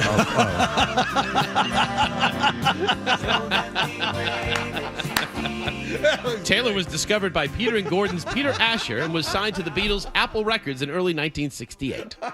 Yeah. Never claimed to. I've met the man. I've met James Taylor on several occasions. Uh-huh. But yeah. Not going to catch me listening to James Taylor. That was sneaky good right there. That was good. Who was I thinking of? You were thinking of Van Morrison. Van Morrison. Oh, there you go. Van Morrison. All right, go ahead. All right, every major record label declined this monster hit, but after hearing it, Gary S. Paxton agreed to produce and engineer it. Among the musicians who contributed to the song are pianist Leon Russell and the Ventures' Mel Taylor. The single became a million seller, reaching number one on the Billboard Hot 100 chart for 2 weeks. And what are these questions? What do you think they are? This is a Dan Roach game. There's not even a kernel of information except for Leon Helm played on it. There is a bit of a hint if you read the beginning of the question. Every major record label declined this monster hit. Yes, okay. But after hearing it, Gary S. Paxton agreed to produce an engineer. The Monster Mash? There you go. Now, here's the 985 Sports Hub headline. I mean, why not? That's what we're talking Turns about. out Indy was a house of horrors. The Pacers beating the Celtics Yeah, you thanks shouldn't to have done 7 double-digit scores. Sorry. Yes, it was a spoof. All right, so the Monster Mash by Bobby Boris Pickett. Pickett was. How come you didn't know this, John? I know. I know. I feel that's awful. a Dr. Demento I hit. know. Pickett was born in Somerville and went to Somerville High School. The band who sang the song. That's Boston rock history, Fred. That's where I'm coming from. I researched. Yeah, but these are. They're not. If he wouldn't have. If I just didn't know Monster in that, which by the way makes me brilliant. Just to even pick that up. Very Go good. ahead. But people are going to walk around for the rest of the day, and they're going to know these facts now. You know what? But usually questions aren't just side things. Like you wouldn't go. This song was engineered by Daniel Braxton. What? Like a Virgin by Madonna. I'm going to skip the next one, Adam, and I'm going to go to the one after that. Fred, I wondered why you kept those two. Exact same thing. After a failed trip to Detroit, your favorite place, Fred. Atlantic Records recorded their album in 17 hours, and it was on the street in 2 weeks. The self-titled debut finally was released in December of 1971. Their first hit, a 1962 hit for Bobby Womack first, inched its way up the Billboard Hot 100 and then broke the top 40 at number 39, where it peaked for 2 weeks. In January, it sold 68,000 copies behind reviews comparing the band to the energy of the early Stones. Aerosmith. Dream On. Jay Giles, Land of a Thousand Dances. Wow. This was the song. Yes, it was Looking for Love, a song that everybody knows by the Jay Giles Band. There's no way that was a hit. That Billboard information is incorrect. That Billboard, I just listened to the Beater Wolf book. They never had a hit. It was a hit. It was a hit for Bobby Womack. Then they released it on their album as their first single. Yeah, there's no way that was number 32 on the Billboard charts. There's no way. Ryan, research this immediately. There's no way that was a top 50 hit on the Billboard charts. There's none. They were going to get dropped by their label because none of their albums did anything. Ready for the next one? Not only is questions too esoteric with no information. This lead singer from Yonkers, but make no mistake, is a true Boston band, rumored to play in hundreds of small New England venues, including a tiny red barn in North Andover. But they were born at a club called The Barn in Lake Sunapee, New Hampshire. Aerosmith. Garden, which originally debuted on December 31st, 1976 at Pease Air Force Base in Portsmouth, New Hampshire. They opened for acts such as Bob Seger, the Jay Giles Band, Nils Lofgren, and Foreigner. Rolling Stone critics and readers placed this group above Meatloaf, Eddie Money, Jerry Rafferty, and Warren Zevon for Best New Band of the Year, and they were nominated for a Grammy. Oh, wait, read it again. I wasn't paying attention. I saw this band perform at the Garden, which originally debuted December 31st, 1976 at Pease Air Force Base in Portsmouth, New Hampshire. They opened for acts such as Bob Seger, the Jay Giles Band, Nils Lofgren, and Foreigner. Rolling Stone critics and readers placed Meatloaf. The Cars. Dang it. All right, that's it. No, that was my song. guess. It's a different one. The Bobby Womack song. I'm looking for love. Come on. I've literally never heard of that song before. Wooba Gooba with the Dan put it green into teeth. this Let quiz. me in. I wondered why you kept that phone call on earlier and pushed it as long as you did. Well, yeah, I was having fun. Yeah. All right. I thought that was good. I thought I worked really hard at that, but that's fine, Fred. I know you did because they were let's almost move on. We'll go. They were almost not questions at all, just a series of random facts that didn't really lead into anything. We had to name the bands. All right, the man we're having up, Armando Salguero. I know who he is. He apparently is the guy who was in charge of pitching Belichick. Yes, to the Pro Football Hall of Fame.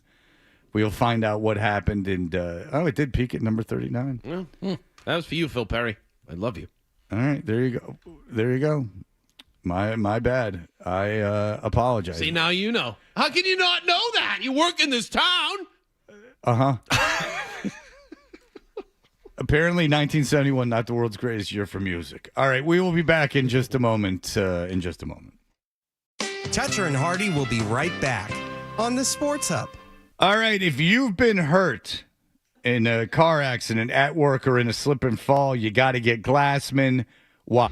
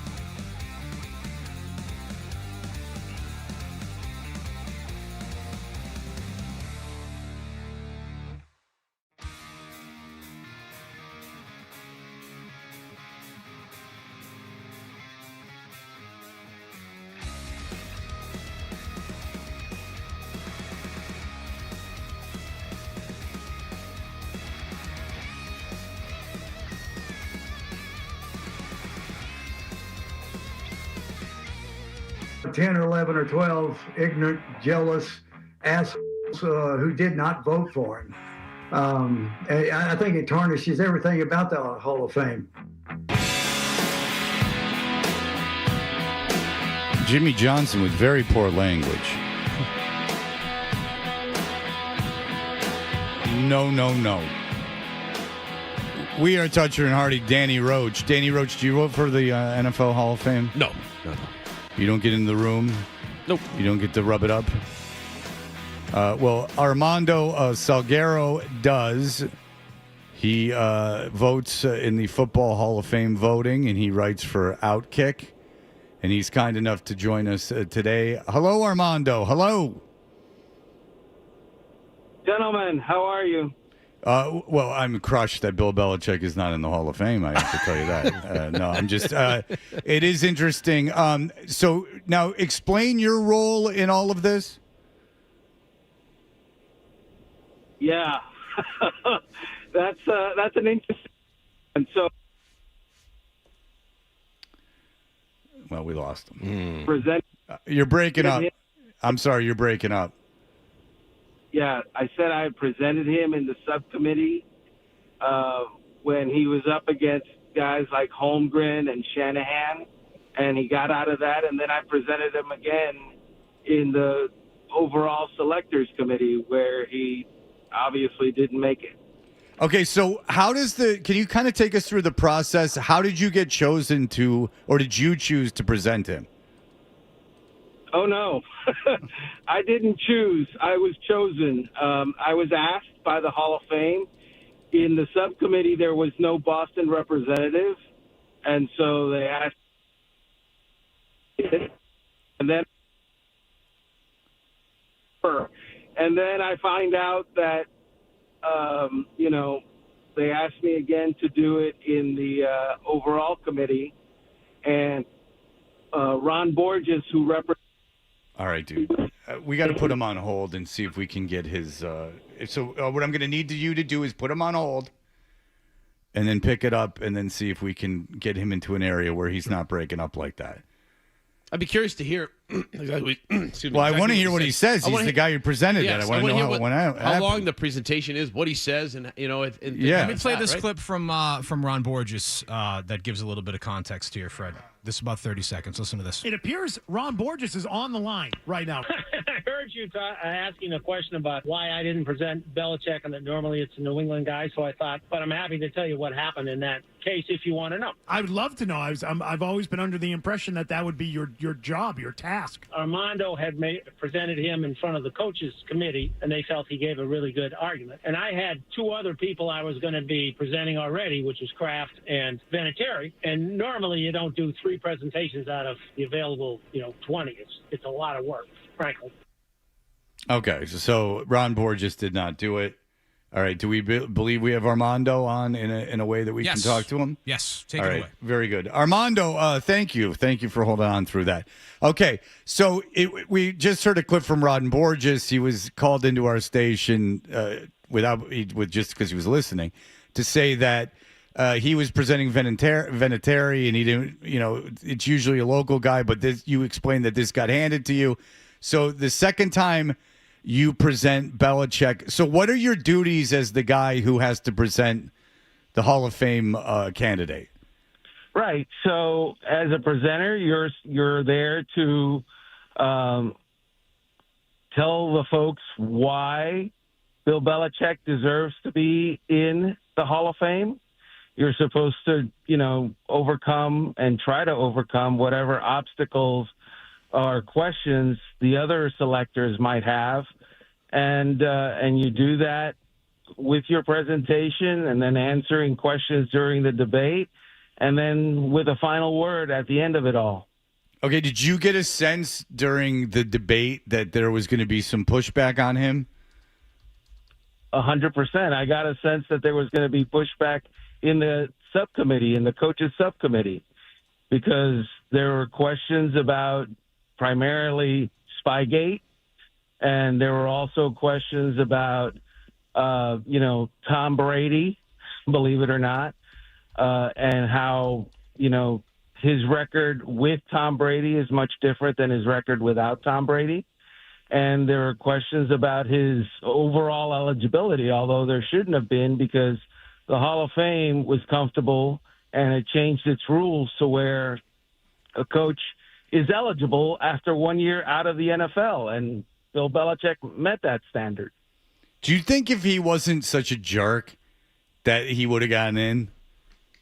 I don't think it had very much to do with that. I mean, obviously, I'm not in the head of the people who, were against him. I don't know all of the people who were against him. So that you understand, any candidate has to get 80% of the votes. That means that in a room of 50 people, you got to get 40 votes. And obviously, at least 11 people decided not to vote for him. Some of those people have come out and explained themselves as to why. I don't agree with their explanation. I don't agree with their decision not to vote for him. But obviously, they're on the committee, and, they get a vote as well. Was there anything you discovered in your presentation that was like, whoa, this helps him even more, or this takes away from it? You mentioned the fact that the Brady being away from Brady, but compared to other coaches that are in the Hall of Fame that have, didn't have great players with them the whole time, what are some of the things you discovered maybe in your presentation? There is nothing about what Bill Belichick did on the field as a head coach that would not suggest that he's a first ballot Hall of Famer. Look, the man has won 6 Lombardi trophies, which is more Lombardi trophies than the guy who the trophy is named for. So he's won 6 Super Bowl championships as a head coach. That's more than anybody. The Patriots went 14 seasons with double-digit wins, 13 in a row. That's a record. There's, the 9 conference championships. That's a record.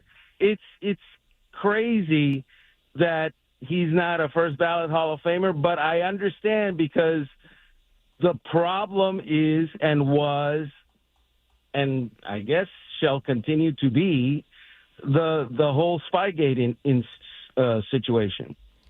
Considering the backlash that this vote has gotten, do you think the Hall of Fame will either A, change the people on that committee, or B, change the way things are voted on?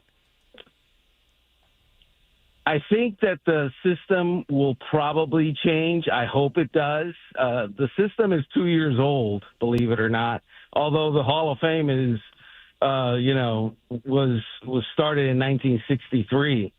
And the ceiling, or rather the floor, got higher. Up until a couple of years ago, you didn't need 80% of the vote to get in.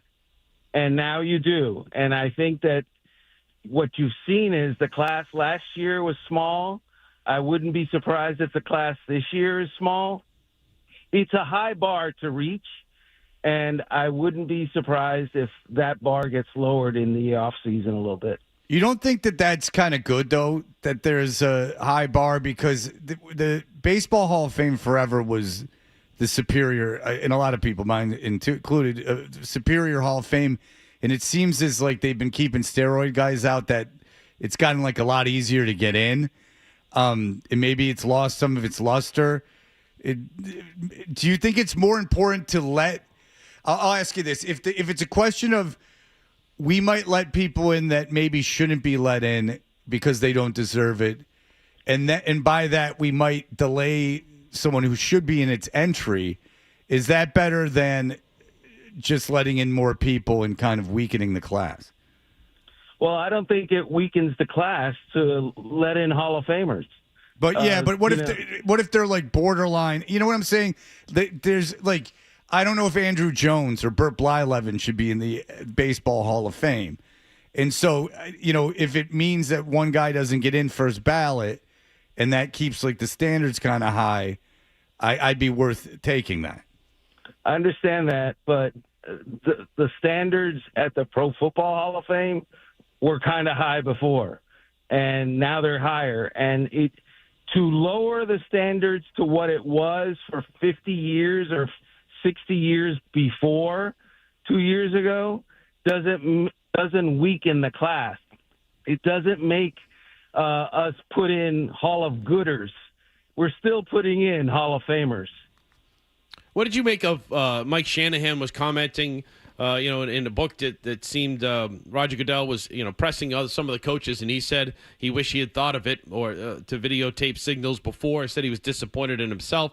When I first saw these comments from other coaches, too, I thought of sign stealing in baseball and that it's done on a daily basis, weekly basis, what have you, in the game. This sounds like, the whole Spygate thing was done within the game by certain coaches trying to get away with things like that, which they always do. Did that diminish it at all in your mind as far as, what Spygate meant as far as Bill's, trying to get in and maybe keeping it against him for penance for a year or what have you? Right. So I understand that probably Bill Belichick wasn't the only person or the only head coach who was overseeing or coaching a team that was doing the sign stealing. There were other teams probably doing it. The New England Patriots were the ones that got caught, right? Mm-hmm. And the defense for doing it is not other people were doing it probably. That doesn't fly for the Pro Football Hall of Fame. Real quick, while we have you here, you were in the room. Another guy with Patriot ties is up this year, and Robert Kraft. Just your overall feeling, do you think Robert Kraft gets in this year? I don't know if he gets in or not. I've heard it both ways through the rumor mill. I would tell you this. Look, I covered the AFC East. I covered the Miami Dolphins for 30 years. I'm now covering the entire NFL. I'm aware of the New England Patriots. I know what they did. The history of the NFL in the 21st century cannot be written without Robert Kraft. Adam Vinatieri was the greatest kicker of his time. I voted for him, too. I voted for Kraft. I obviously voted for Belichick because I presented Belichick. I know that the Patriots were really good. Unfortunately, as far as Bill Belichick is concerned, that didn't, carry the day. Is he pissed off? Is he all mad is he mad at you? Oh. No, he's not mad at me. No, he's not mad at me. He's not thrilled, but neither is he, broken up. There is another year coming, and they always do. Well, we'll see. Well, Armando, will you be saddled with this responsibility again, or are you tapping out? That's right. He has to do it again next year. Sounds like a huge pain in the ass. I love the way that you put it, and that's the way that I feel about it, but I don't know. I have no idea. Every time I hear about the Hall of Fame in the NFL and how it's done, it just sounds like the biggest pain in the ass, and just so much minutia. It doesn't. He's having a finals project to do it. Yeah, I know, and that's why. And all those guys know about Bill Belichick. Like the idea you're presenting it is ridiculous. And that's why he's praying that either Vinatieri or Kraft or both of them get in, so Borges can take care of this and not him next year. Absolutely, that would be awesome. All right. Well, Armando, thank you so much. We really do appreciate you calling, and that was very nice of you because it's such a big story. We really appreciate it, and take no responsibility for the voters. It's their let it lay on their heads, Armando. Thank you so much. Absolutely. Thank you, gentlemen. Thank you. Appreciate it. There you go. It was funny. I had a conversation with Adam Vinatieri last weekend. He was at a pep rally that the Patriots had out in Denver for the Pats fans. And I said, what's it like for you? I said, are you waiting for someone to knock on your door? Things like that. He said, I told my wife, if someone calls you and tells you about what's going on, you better tell me that something's going to happen. If you don't, I'll kill you. You know what I mean? It's just like, dang. Doesn't like surprises. Yeah. Who would? So Belichick's out. Who's left? And I know that Eli Manning's out. Who's left? Well, Kraft is left. He's one of them. Okay. Kraft and Vinatieri are being voted on by the same people who voted on Belichick. Okay. Vinatieri should get in. Yes. We just know that Eli Manning and Belichick. Those are the two that have been leaked. Now, one of my thoughts was, did they leak Belichick maybe so there wouldn't be as much backlash when the announcement is made? You know what I mean? Oh, sorry. I'm glad he didn't get in. All right. We'll be back in just a moment. Dismiss me like that. Essential Sports Hub headline presented by Celsius Energy Drinks. Patriots will hold their first.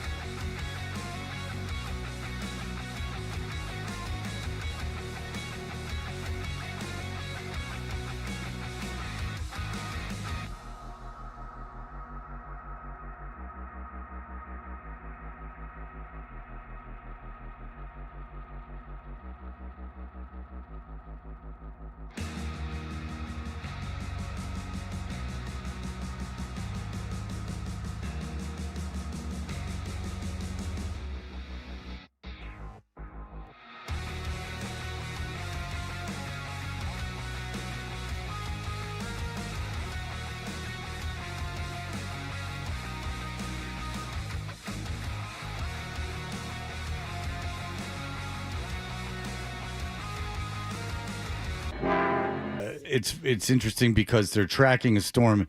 If when you get 2 feet of snow, if another storm is on the other side of it, that's when life becomes unlivable. I know there is some talk of like, oh, it's just snow. No, it's a lot. It Remember that after the affects- Seahawks Super Bowl, right? Well, yeah, and we were in back to back to back. Yeah, we were in Before, Phoenix. during, and after. Yeah. I mean, I have pictures of me walking my kids to school or walking my kids home from school with legitimately 7 feet of snow on either side of the sidewalk. I mean, it was insane. It's like claustrophobic. So you're trapped. And there's nowhere to put the snow. Like John said, there's nowhere to put the snow after a while, right? Back then, they had an incinerator in Newton Center. They had this big, like, government, like, National Guard incinerator, and they were dumping snow into it and burning it. In Boston, I remember those snow farms? Remember those snow farms they had downtown? They had, like, big trucks pick up snow and carry it to the snow farm in Southie. But it does seem like it's getting better, Fred. It's just 6+ inches low in Boston, moderate in South Shore, more in the Cape. So what we're talking about, and it's interesting to talk to Danny about it because I'm following this storm that's supposed to hit on Sunday because it's too much. I'm telling you, I'm broadcasting from somewhere else if this thing hits. I can't take it anymore. And everything I've been reading a lot about this storm that's supposed to hit on Sunday, and they seem to be just non-committal, but everything leaning to not getting a lot of snow. And Dan, you had an interesting point in the theory of why meteorologists tend to do this. I think they're, I don't blame them in a lot of ways. I think if you say that there's going to be 6 to 12 inches of snow, people go into, grocery stores and everything else. If you say you're not sure yet, and it might be a lower impact, and you say, oh, well, we're not going to get much, you might get a couple of inches, 3 inches, and if you're wrong, and it's 6+ or whatever, then the backlash that the meteorologists receive is crazy. So right? So if I'm a meteorologist now, after being here for so many years, I would be going. Eric Fisher crying in his maybe cubicle. panic a little bit more, and then if it doesn't snow as much, then it's okay, right? Right. So you err on the side of saying it's going to snow a lot, and then it makes sense psychologically because then if it doesn't, you're just kind of relieved. Yeah.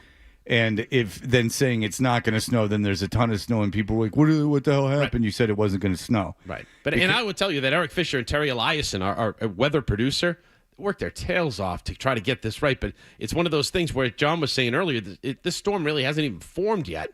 And you're trying to make predictions as to where it's going to go, just how far from the Cape it's going to hit. It's I don't know. It's still an inexact science. It's Mother Nature, Fred, Huh? Well, it's God. Yeah, yes. I mean, it's God, and if you think you can control God. Yes, right, because we might get bombogenesis. Thunderstorm. You got to smoke DMT to do that. I will tell you, is that everything I've been reading, it seems like this is not going to dump a lot of snow. But no one will commit to it. And I've been reading Bart about Simpson, this right? since... Worst day of your life so far, right? So you just don't know. So anyway, I've been reading about this since Monday. It's the worst day of life so far. That's all and Thursday is now where it is. So now we're only a couple days away from this. So you would think at some point you would have a more of an idea. It doesn't. It seems to never get worse. It's only getting the better or the same. Oh yeah, let's hope, right? Well, I mean I'm just telling you what's already happened. Is the predictions are either getting better or the same. And we banked precautionary. We're getting out of town Saturday rather than Sunday. Oh, you get an extra day of good for the Santa Clara Applebee's. Mm-hmm. They get another day of dinner roach. Yeah. What's your schedule like when you're out at the Super Bowl for that whole time? Is it insane, or is there a lot of killing time? No, there's not a lot of Super Bowls. There's not a lot of killing time because the avails are in the morning usually, and you put together packages, go live, boom, boom, to bed for a few hours, and get up and do it again. You can't wait till the game's here. Okay. And so, because it seems like the team's only available for a few minutes. No, they give you like an hour. Okay, an hour. Each day. So Okay, Monday's the 60 big minutes. one. Monday's the sit down, the media. We do a bunch of sit downs in the back, and then everybody's at a podium. Right, I've been there. Yeah, and then Tuesday, Wednesday, Thursday are all days of where you have these guys for an hour. Okay. And that doesn't sound like much, but it is. You know what I mean? Most media availability is in a locker room where, half an hour, 40 minutes, and a lot of guys don't talk. Everybody talks at the Super Bowl. And then you do that for 3 days, and then Friday's the Lombardi. They pose with the trophy, the coaches. And then Saturday is your day to get everything done for Sunday. We have like a 2 hour. No, I understand Sunday's very, very busy, but it seems like you'd have a lot of time to kill during the week. You don't. I don't know what happens. I just work. So. Yeah, but if you get an hour of availability, it seems there's 23 hours after that. And it's not. It's putting together packages. It's going live, in the 5 and the 6 and the 8 and the 11. Do you edit the packages yourself? No, we have a photographer. Mike Townsend's going with me, who's been with me all season long from the You guys Patriots. driving like you sometimes do? No. Okay. That'd be great. I would love a Roachy thing. The photography, like, I got to get out of here in Iowa. That's enough. You don't like going? I love going. You just told me off air you didn't like going. It's a lot. No, it's a lot of work, but I love going. I like when the games. I'm all about the games. Do you get to go to the game? Yeah. And you get to go sit in the building with the game is being played? Yes. And then we'll be on the field. If they win, we'll be grabbing guys, things like that. Because some people are sent off to satellites. In a media center. Yeah, like in New Orleans, they had people like across the street. Well, Jesus, during the Stanley Cup, the Bruins had people in the basement watching it on TV. I remember hearing about that. Yeah, people are like, you want a press pass? I'm like, what's up? And they're like, yeah, you go and watch it in the basement in the garden. No, that's okay. Brutal. I know. I don't think I need to do that. All right.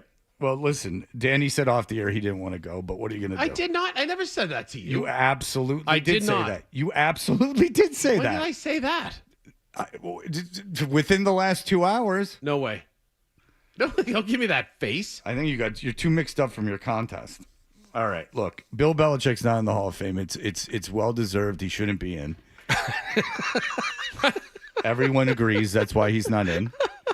We had Armando on, who was the guy who pitched him. Even he was like, I don't know. He's like, and this is a separate category from the players.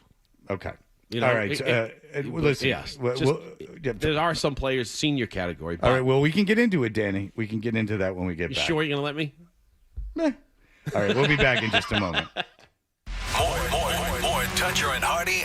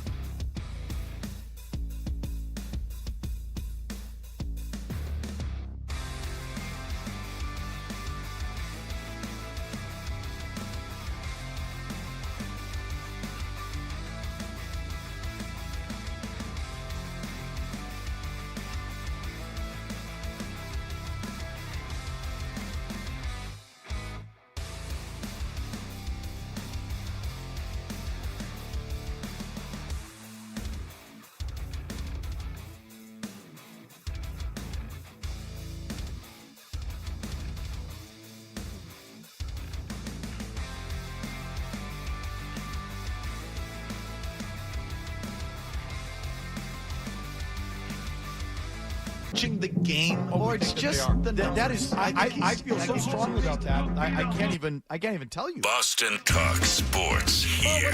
What do we got? Sports. Why do people listen to Toucher and Hardy? Because it's a thing. All right. You know what I'm talking about. Sure. No idea what you're talking about. Here's more of The Thing on the Sports Hub. All right, we are Toucher and Hardy. Danny Roach is in with us. You can watch us on YouTube. Subscribe to 98.5 The Sports Hub on YouTube. If you like to listen to the podcast, it's available from download anywhere. Also, the 98.5 The Sports app just had an update, so I can only imagine. It's running like crazy. All right. Bill Belichick did not get into the Hall of Fame because he's a dick and a cheater, and these are all the reasons. I mean, they really are. I mean, there couldn't be anything else. It's not because he didn't win enough. Armando shot that down, though. Who was in the room? No, he said he didn't think it was because he was a dick. He thought it was because he was a cheater. Yeah. So not dick and cheater. But I have a feeling that if Bill would have handled himself better when he was the coach, that a lot of these things would have been forgiven. Pete Carroll cheated like hell at USC. Really, really cheated, like destroyed that program. Yeah.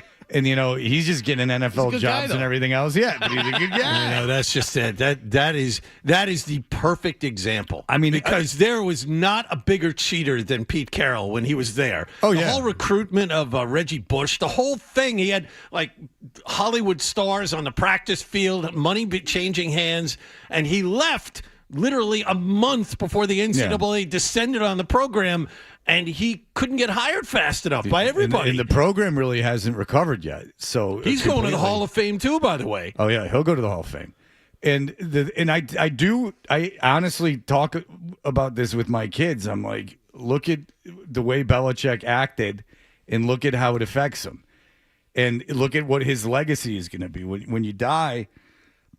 I think about this a lot with the way people, some with powerful positions act. Like, like history doesn't reflect fondly on this type of behavior, and it's just like you acted like a dick. You like kind of thrived on it, like you loved it, and you walked around and behind the scenes you were a huge dick. And now look at you. You lived long enough for it all to come and cost you any chance of winning that record in the NFL. All the way down now, Fred, in society. I keep saying, just be nice to people. You know what I mean? Like when you travel, we've traveled a lot. We went to Denver. Just the flight attendants, just the people at the gate, just the people at the desk when you first get there. Just be nice to each other. That's right. That's the problem. Is Belichick wasn't nice enough to flight attendants. How about you want to bet these guys will let Pete Carroll on the first try? His coaching career ended the same way. He was a disaster in Las Vegas this year, just the same way that Belichick did. He's a nice guy. He's won one Super Bowl, two. Yeah, and that was one Super Bowl in Seattle. He lost to Belichick at a Super Bowl. I bet you, to spite him, the committee elects Pete Carroll on the first try. No, it's just when you have a public-facing job and you treat everyone like crap, and then behind the scenes you treat everyone like crap. It's not going to work out for you if you live long enough to see the ramifications of it, because at some point you're going to become less valuable to people, and when you do, then it's your reputation that it kind of takes you through. And the good that you've done, or at least it doesn't have to be good that you've done, like you dug a well or something. It's just that you treated someone well when you didn't have to. And he has a huge record of treating people like garbage, and this is all coming home to roost. It's quite enjoyable, quite frankly. I do enjoy it. Peter, go ahead. Hey, thanks for taking my call. I want to preface this before everyone, like, not you guys, but people listening call me like just a Belichick hater or something. Like, he definitely deserves, in my opinion, to be a first ballot Hall of Famer. But in addition to all the things you're talking about, I think the Malcolm Butler decision is really exceptional, and it was like completely ego driven and everything. And I think I need to attend to my daughter now, but I think it wasn't just like one bad call. It wasn't like a 4th and 2 decision. It was the entire Super Bowl that he refused to play his best cornerback while this pretty average quarterback was setting records passing, so Yeah, I mean, the Malcolm Butler decision has never been described. It might have been his hubris again that got in the way and ended up costing them a Super Bowl, which it did. Because it was a high-scoring game. It was a close, high-scoring game. Brady threw for over 500 yards and lost that day. Yeah, you figured that if you play your starting corner, that at least you can. But I mean, they came back of that. They came back and won the next year. Right. So yeah, but I mean, he still his hubris cost them a Super Bowl. His ego cost them a Super Bowl. It didn't. I mean, what was learned from that? It's the last game of the year. There's nothing to be learned from it. It's odd that none of that has ever come out. But what do other people have to say?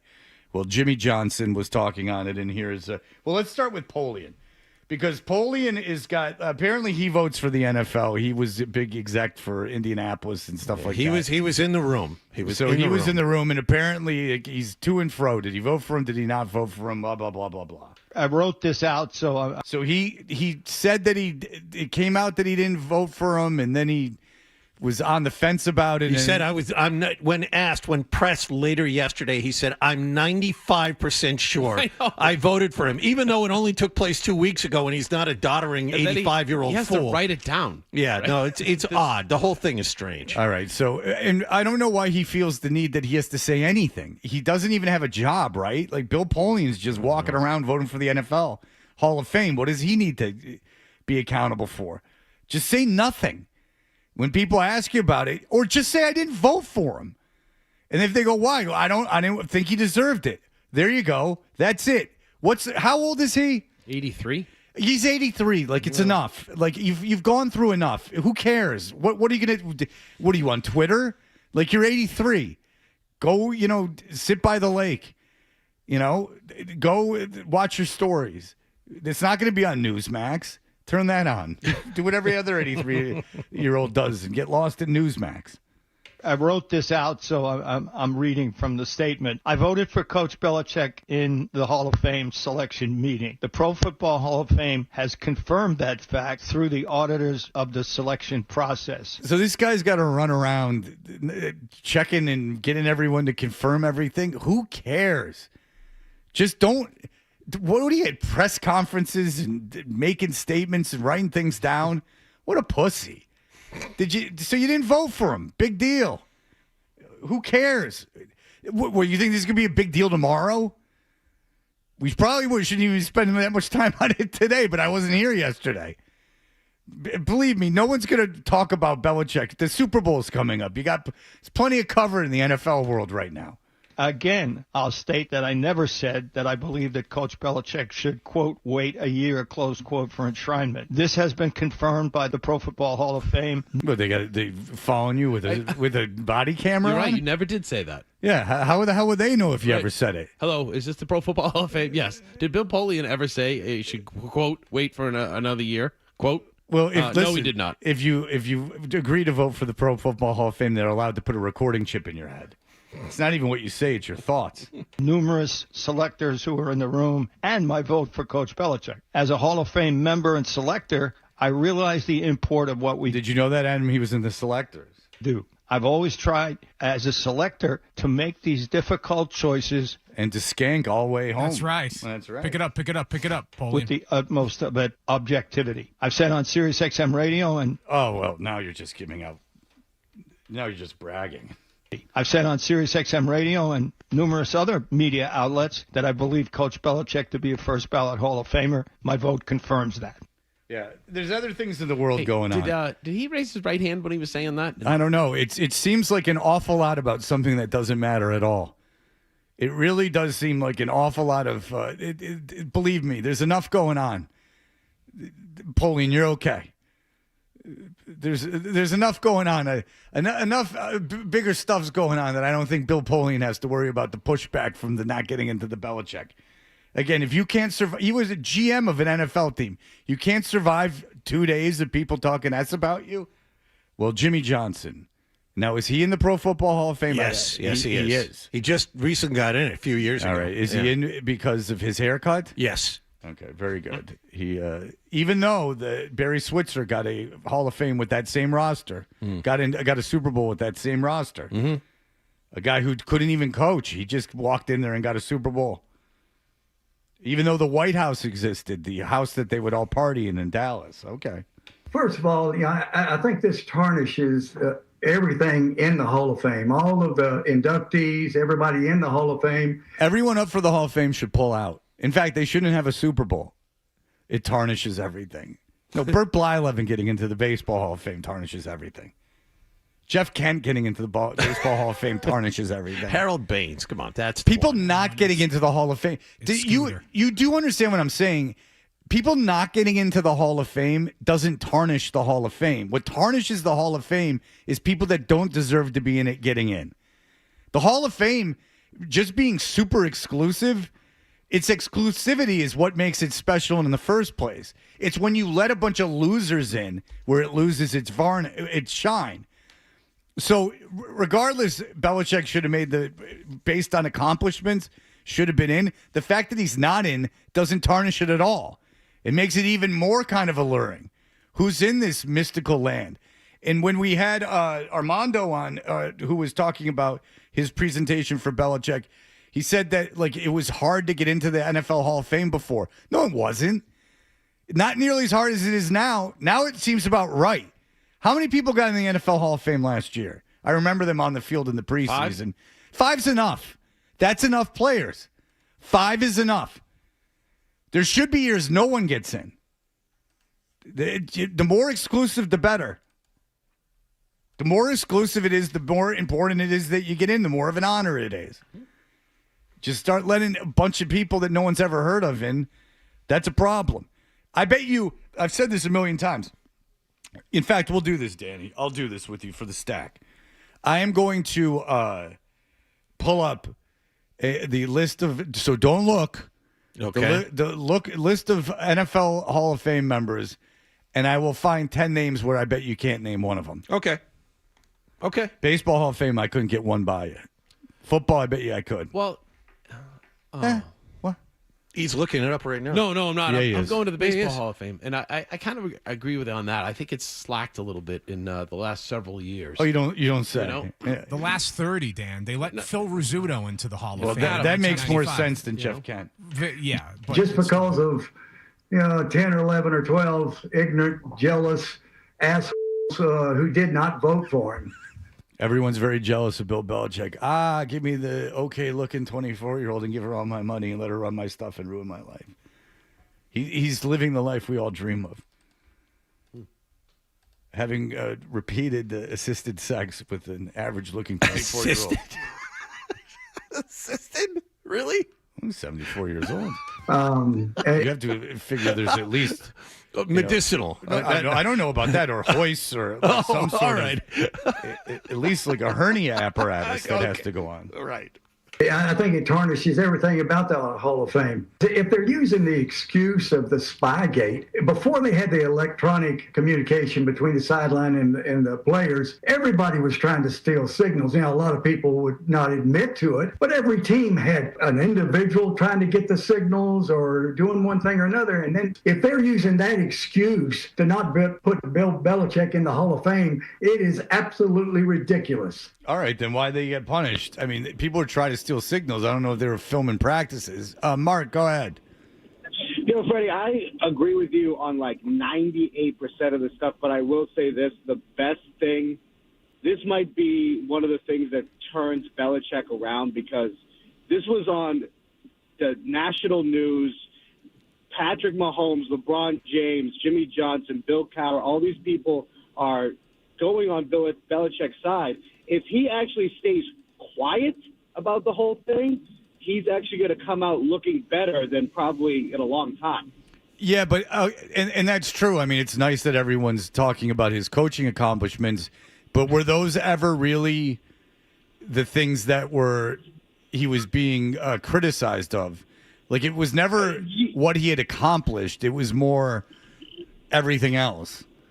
But if you just look at just what people are saying, and the court of public opinion, everybody's treating this like Bill Polian is sour grapes. That's the majority of what. No, I know, and he deserves to be in the Hall of Fame. But I don't think anyone ever doubted his bona fides. I think it's interesting.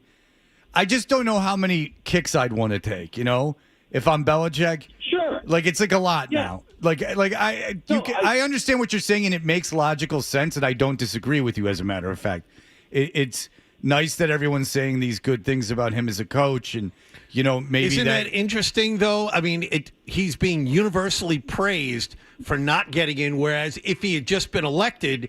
And then it would have been Spygate, Deflategate. They would have crapped on him. But that's the point that Mark's making. Yeah. But I think that Belichick would way rather be in the Hall of Fame and have people going Spygate, this, and that. Because that was the kind of stuff he thrived on.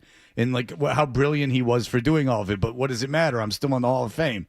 This guy's been kicked a lot. Now, it's all his own doing, which is why it's so fascinating. Which is why reporters that don't cover sports are so into it. It's not because he has a young girlfriend. It's because his behavior and the way he behaved, it's Shakespearean, and how much in his lifetime it's cost him. And it was all so preventable. And it wasn't just one thing he did. And he didn't get drunk and get in a car accident. This is just a lifetime of behavior, and then more erratic behavior going on and on and on and on and on. And, now he's not in the NFL Hall of Fame. He's coaching in the ACC. He's got a embarrassing relationship. He can't keep a television show on the air. He writes a book that no one buys. I mean, there's a lot of kicks. And I have no sympathy for him. It'd be easy to get sympathy for him if he came out and did an interview where he wasn't wearing stolen valor Navy gear. And he just talked like a normal human being, but I don't think that he can do that because I don't think he's a normal human being. I think he's a bad person. How about that? Kaboom. All right. We'll be back in just a moment. Chad Graff will join us to talk about the Patriots. You're listening to Toucher and Hardy.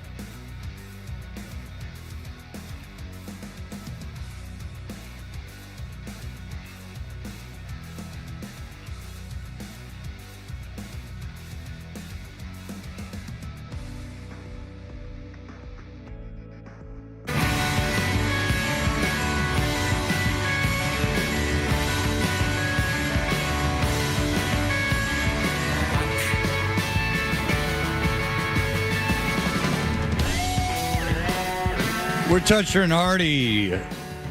Dan Roach gave me, he was in Denver, he gave me this pack of things that some Patriots fan club in Denver gave him.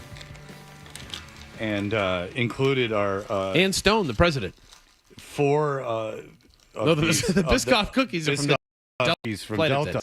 And they're still in the bag. When Dan was coming off the plane, whatever kind of relationship he had with the flight attendant, she just handed him nice, like all these biscuits, like they were nothing to her. Biscoffs, oh, so good. How did you finagle that? Why'd she hand them to you? Because I said how much I loved them. When you were leaving the plane? Good cup of coffee. While I was on flight, I'm like, you got any of the Biscoff cookies? Sure do. And then she said, how many did she give you? Oh, there was a sleeve of what? She gave you a whole sleeve? The whole thing right there. But you didn't eat any of them? No, I couldn't eat all of them, Fred. No, but she gave you a whole, package sleeve of them. Everything's in moderation. I had a couple. Whoa. Dan, Jesus Christ. Focus. Hello? She gave you a whole package of them? Yes. So there was 20 packages of cookies. She just handed you the whole package. Yeah. Did she know who you were? Yeah, because we had been talking. There were a lot of Patriots fans on the flight, and they were Boston-based attendants and stuff. So, yeah. So she was a fan of yours? Yeah. Give the TV really star old? cookies. Shush. Yeah. Was she really old? No. Really? Out of my demo. That's right, because I was going to say someone with a job that had not retired, a big Dan Roach fan. That is very hard to believe. That's a win. So she just handed you that whole thing. When she gave it to you, what'd she say? Here you go. Take this. She give you a wink? She just said, Was she flirting with you? No. Danny, would you have known it? I know you're married and you wouldn't do anything. I got the ring on my finger, Fred. Yeah, She saw it. all I right. went like this. Thank you. But you don't think there's any way she was flirting with you? No. Sounds to me like she might have been flirting with you. Well, that's if you want to take it that way, go ahead. Interpret it like I said. I never said to you I didn't want to go to the Super Bowl, and now you're saying I don't want to go to the Super Bowl. So interpret what I say. So you go, there's 250 people on that plane. You say, I like these biscuits. Yes. And the lady hands you a unopened package of them, like something that could serve 10 rows of that Not the plane. first time either. You don't think that she was flirting with you? No. Okay. I mean, you could see how it could be interpreted that way, though. Yes. Okay. By very cynics like you. Well, I don't think that would be. I think that'd be the opposite. Maybe you should go back to school too and get a thesaurus out. Oh, Rollins College, huh? You know. Yeah, Rollins. That's right. That's right. I wear that on my sleeve. I say, I think I know better than you. I went to Rollins College. RC. That's right. I see it right there. That's patch. right. I went to a liberal arts college in Florida. I'm like, I'll have you know, my friend. Chad Graff. He is the Patriots. Is he? Mm-hmm. He's better than anyone else. An Andover guy. Yeah. Okay. Chad Graff, you live in Andover? I live in Plainville, right by Foxborough. Okay. Oh my God. Did you grow up in Andover? No.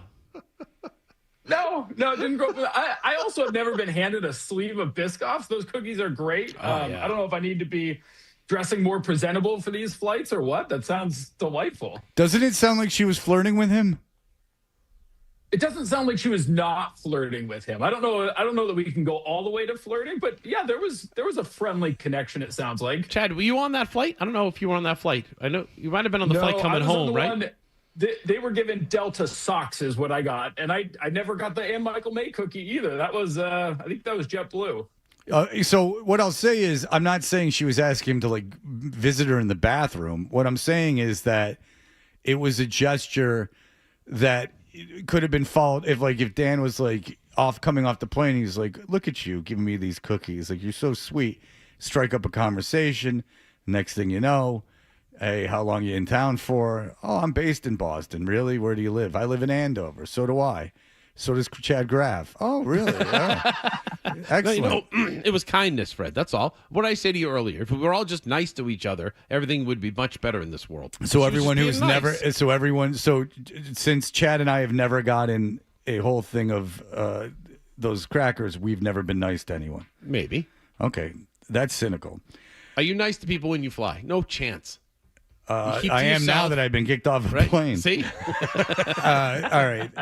Chad, okay, let's get it going. Drake May listed on the injury report. How much is this something that should dominate conversation leading up to the Super Bowl? It's interesting. I don't know that it needs to totally dominate it, especially because the Seahawks quarterback Sam Darnold has dealt with an oblique injury and was serious enough that he didn't throw a pass for a couple of weeks until he had to get his corridor shot right before the game. Didn't even come out to warm up. So Darnold's dealing with his own thing. Drake May now dealing with the right shoulder injury. The Patriots put out kind of that mic'd up clip where he's on the sideline and kind of shaking his head. He says, "Good God, this is so hard." And I think that was a pretty revealing, vulnerable moment from him in terms of both talking to his coach about what he's going through and how difficult this is, but also straight up, he's dealing with a little bit of a right shoulder injury. So this will be interesting once they actually start to practice now, starting today. If he's actually limited and if he's actually not throwing, then I think you can start to worry. But the guy's going to play, and it's a Super Bowl. He's going to take whatever shots needed or whatever gets him through it. So I'm not overly concerned about Drake's injury. How big a deal is it, if he doesn't throw this week in particular, before they go out to Denver? Is it a big deal if he's not throwing during practice? I don't think so. Sam Darnold lit up the Rams without throwing. So I don't think this is a really big deal. He's thrown, as he said, the last 30 weeks, basically. For all of these kind of young players, this is the longest they've ever played football straight. They started in late July. Here they are in early February still playing. I'm frankly kind of super impressed at the rookie class that they're not hitting some wall. You don't play more than 12 games in college usually. And now here they are going into their 21st game. So I don't think it's a big deal if Drake doesn't throw this week. Now, if Drake's not practicing next week, alarm bells start to go off. That's concerning. This week, totally fine. Yeah, that's why I was specific about this week, is that I just don't know how much he'd be missing. But, and this is about this year, but it kind of is in context of next year. Dan and I were talking about this off air. What are the chances of this kind of injury luck happening again for any team? How healthy this team is and has been throughout the year in playoffs. It's crazy when you look at it. Yes, there was the Milton Williams injury late, Robert Spillane, Will Campbell. Outside of that, what was jarring to me was when late in the season playoffs, you would look at some of these teams, Texans included, Chargers especially included on their offensive line, and they would be without 3 of their very best 5 or 10 players. The Chargers were missing both of their offensive tackles and still there. And so you have to expect, just the way injury luck happens, next year the Patriots will probably have a couple more players injured long-term or more serious injuries. So it kind of gets back to what this whole season has been, how magical it's been, how, yes, everything is totally gravy at this point. And if they lose the Super Bowl, pat on the back, job well done, what an incredible season still. Nothing changes from that perspective. But you also don't often get a path like this. You don't get a schedule like this. You don't get the injury luck like this. And so I think part of the message is take advantage. Holy smokes, everything is lined up for you. You deserve credit that you've taken advantage of it. But go finish this thing off, because who knows what next year looks like. It's just too unpredictable in the NFL. Have they played a team as good as Seattle this year? No. I think the Seahawks and the Rams are the 2 best teams in the NFL this year. The Seahawks are the best defense. We talked a lot about the Texans, and I think throughout the whole Texans discussion, it was, hey, they're either first or second, depending on how you look at Seattle. The difference is that Houston team, legit defense. They were very, very good. They did a good job against Drake May and all of that. That offense stunk. CJ Stroud was so bad. And we'll see. We got a lot of time to see what big game Sam Darnold comes up with, and I think there's valid skepticism there. But you pair this unbelievable Seahawks defense with an offense that has maybe the best wide receiver in the NFL, a really good running game, and Cooper Kupp, we're not even talking about him because he's, so overshadowed by JSN. So this offense for Seattle is what makes it different and what makes the Seahawks the best team that the Patriots will have faced all season. Do the Patriots have an advantage? You mentioned Darnold, and it's funny because Darnold has been bad in his career. Darnold has struggled in past seasons in big games, but he's been in the NFL for a while. May's in his second year. Do the Patriots have a quarterback advantage in this game, in your opinion, in this game? Yeah, I think that like so many games this season, the Patriots have a quarterback advantage and a coaching staff advantage, and probably a disadvantage at a lot of other spots.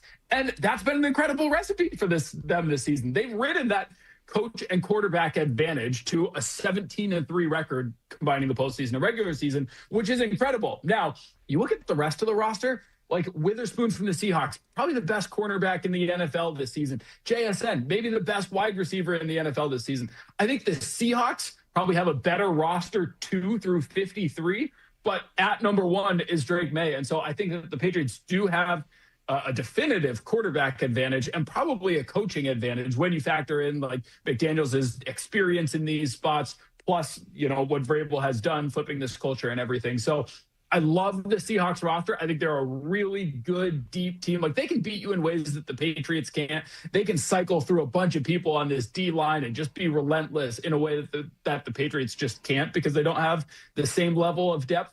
But head coach, quarterback, yeah, I think the advantage is with the Patriots. Yeah, it's interesting because it's like such a mixed bag with that, is that there's no question May's going to be a better quarterback than Darnold. But just like today, like, if you're playing a game this season, it is interesting that you're not wrong. It's just that isn't a unanimous selection. No one thinks that Darnold's better, but we have talked to people think that it's like a push at this point. But it's interesting that you think even at his age, with the way he's played in the playoffs, May still in a game this year is far superior to Darnold. I do, and yet, Darnold's been really freaking good. I know that's shocking if you're just a Patriots fan who didn't pay attention to the West Coast or the NFC, and you just have this image of Darnold either with the Jets or Carolina, or even at the end of last season with the Vikings when he turned an awesome season into a train wreck. But I think the advantage still goes with Drake, even with the shoulder injury, just because of the scrambling ability, the season that he put together. The Patriots ranked first this season in EPA per play. I still don't know that we've talked about that enough, how good this offense was. And now the defense is matching that. And so, I think that there's legit reason for the Patriots to be worried about Sam Darnold and not just go into this game thinking he's going to turn into a pumpkin. But yeah, I'll give the quarterback advantage to the Pats. It's really easy to say that the Seattle defense is going to be good, really good, and should hold the Patriots offense down. So if the Patriots are going to win this game, it should be low scoring. However, having said that, is that rule true for a week from Sunday?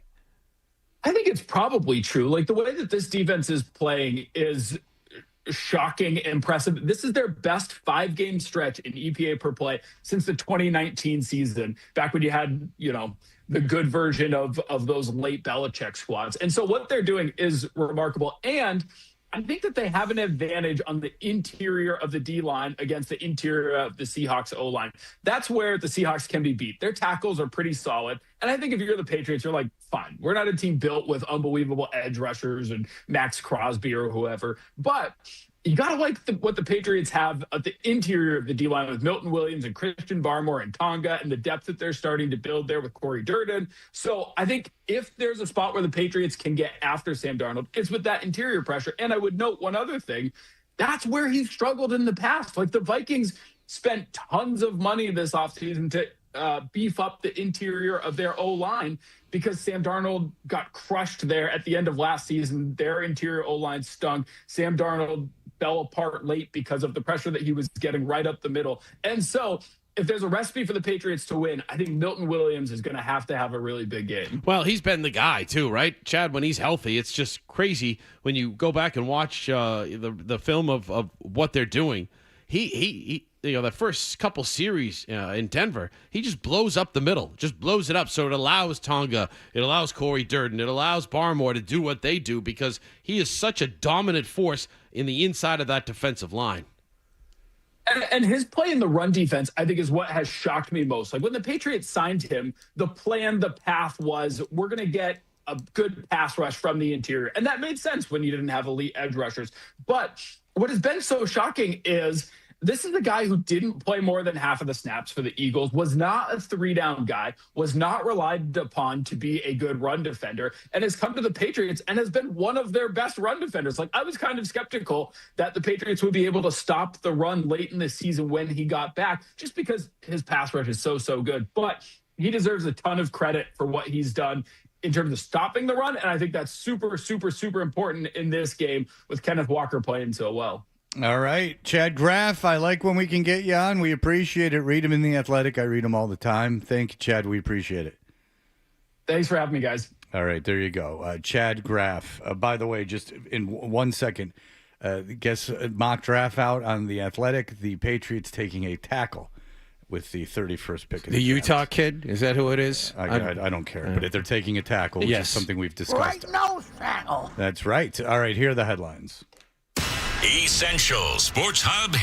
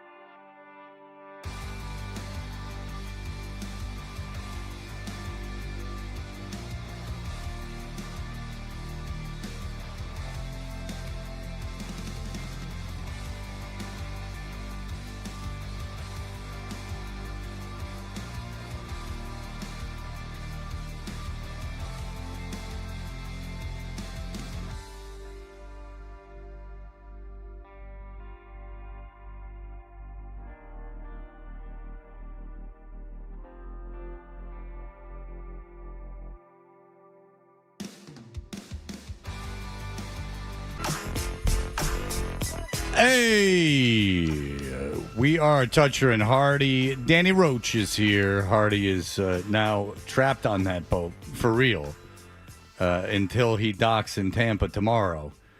That is the long way back, Nassau to Tampa. Now it's not like a forever ride, but it's a day at sea. Is Nassau a good port to visit or not? Not where you go for your port. No, Okay. I mean Nassau is fine. It's got good resorts and it's beautiful weather and it's got a nice ocean, but it's not like.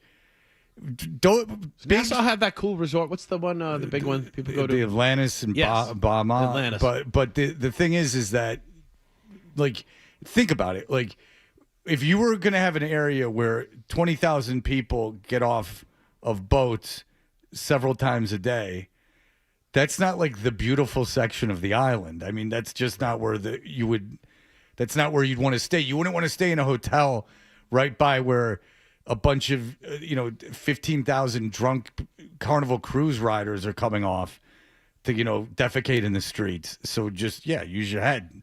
These places, even if you're at a good island, unless you take a small boat, which is at your own peril. Because I told you about the time that I, in the silent auction, got the guy's like, this is a great deal, and I paid way more than I had to. The guy who ended up running this thing killed himself. But it was this like barefoot cruises or something, and they ran on diesel, which was horrible. But the only advantage to it was that you got to like park at Nevis and park at like Anguilla and these islands that you normally couldn't get to. The thing was, though, that it was hell on earth on board. For the money I spent, I had a shower in the bathroom with the toilet. So you had to put the toilet up to take the shower.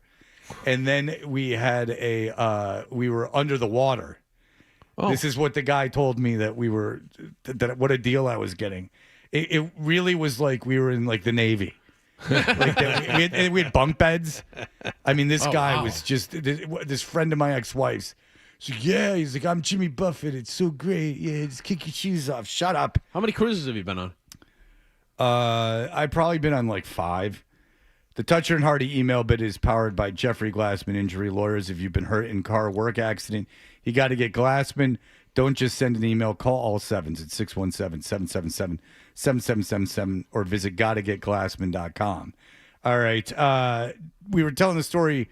Dan gave me this quote-unquote gift bag that he got in Colorado. But the interesting thing about it was apparently a Delta stewardess, or flight attendant, my bad, just handed him this unopened like carton of those biscuits that they hand out on the plane.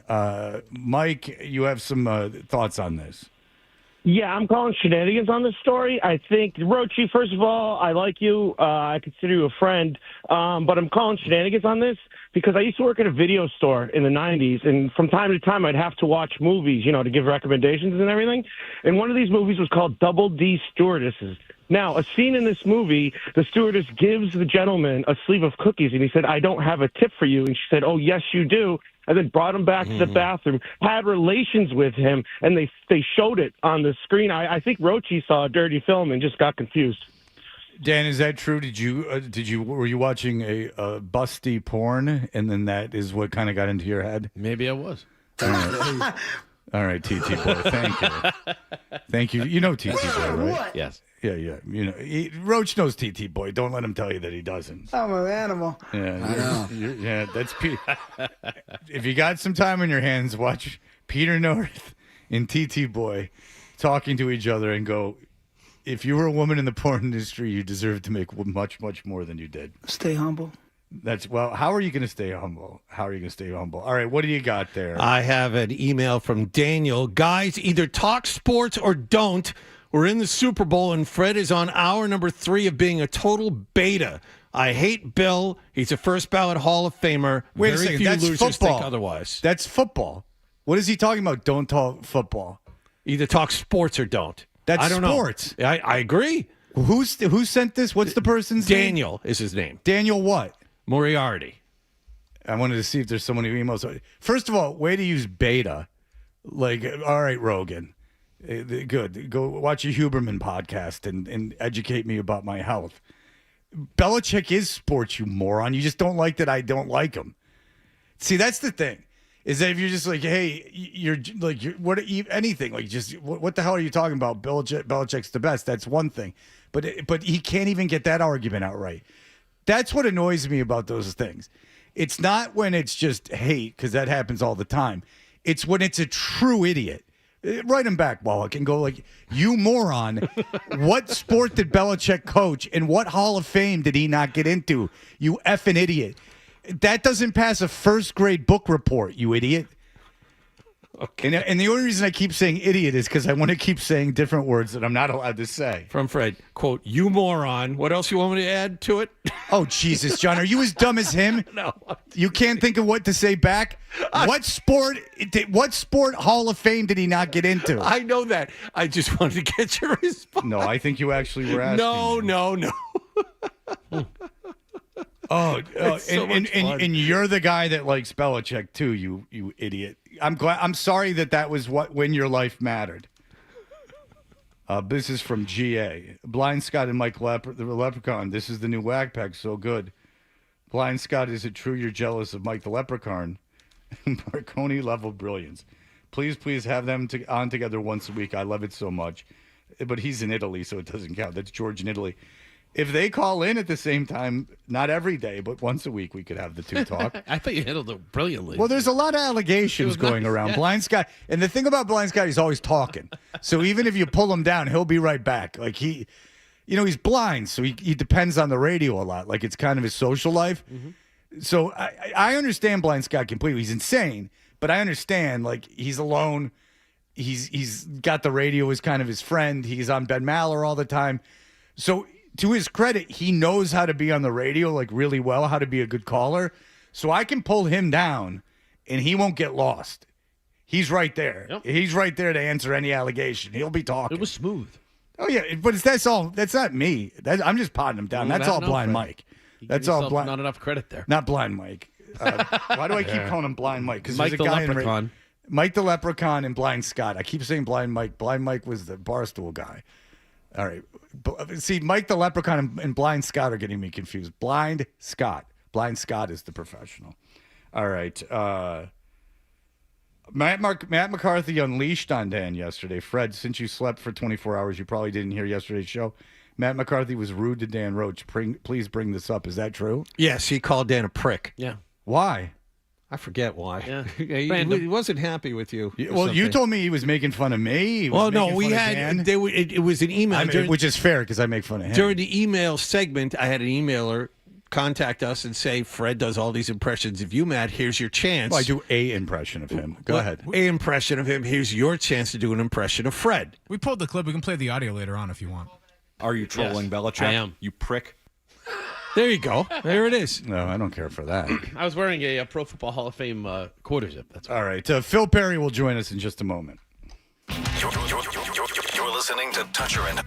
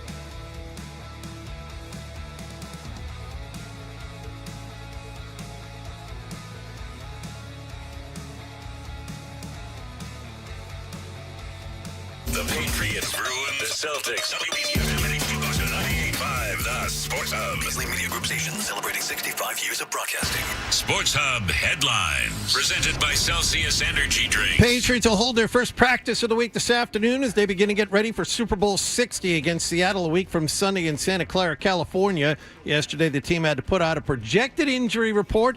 And amid all the stories about Drake May's throwing shoulder, the team has listed him as limited. There were 5 players who were listed as did not participate: Hunter Henry, Harold Landry, Morgan Moses, Thayer Munford, and linebacker Robert Spillane. In other NFL news, Cleveland has hired former Baltimore assistant Todd Monken as their new head coach.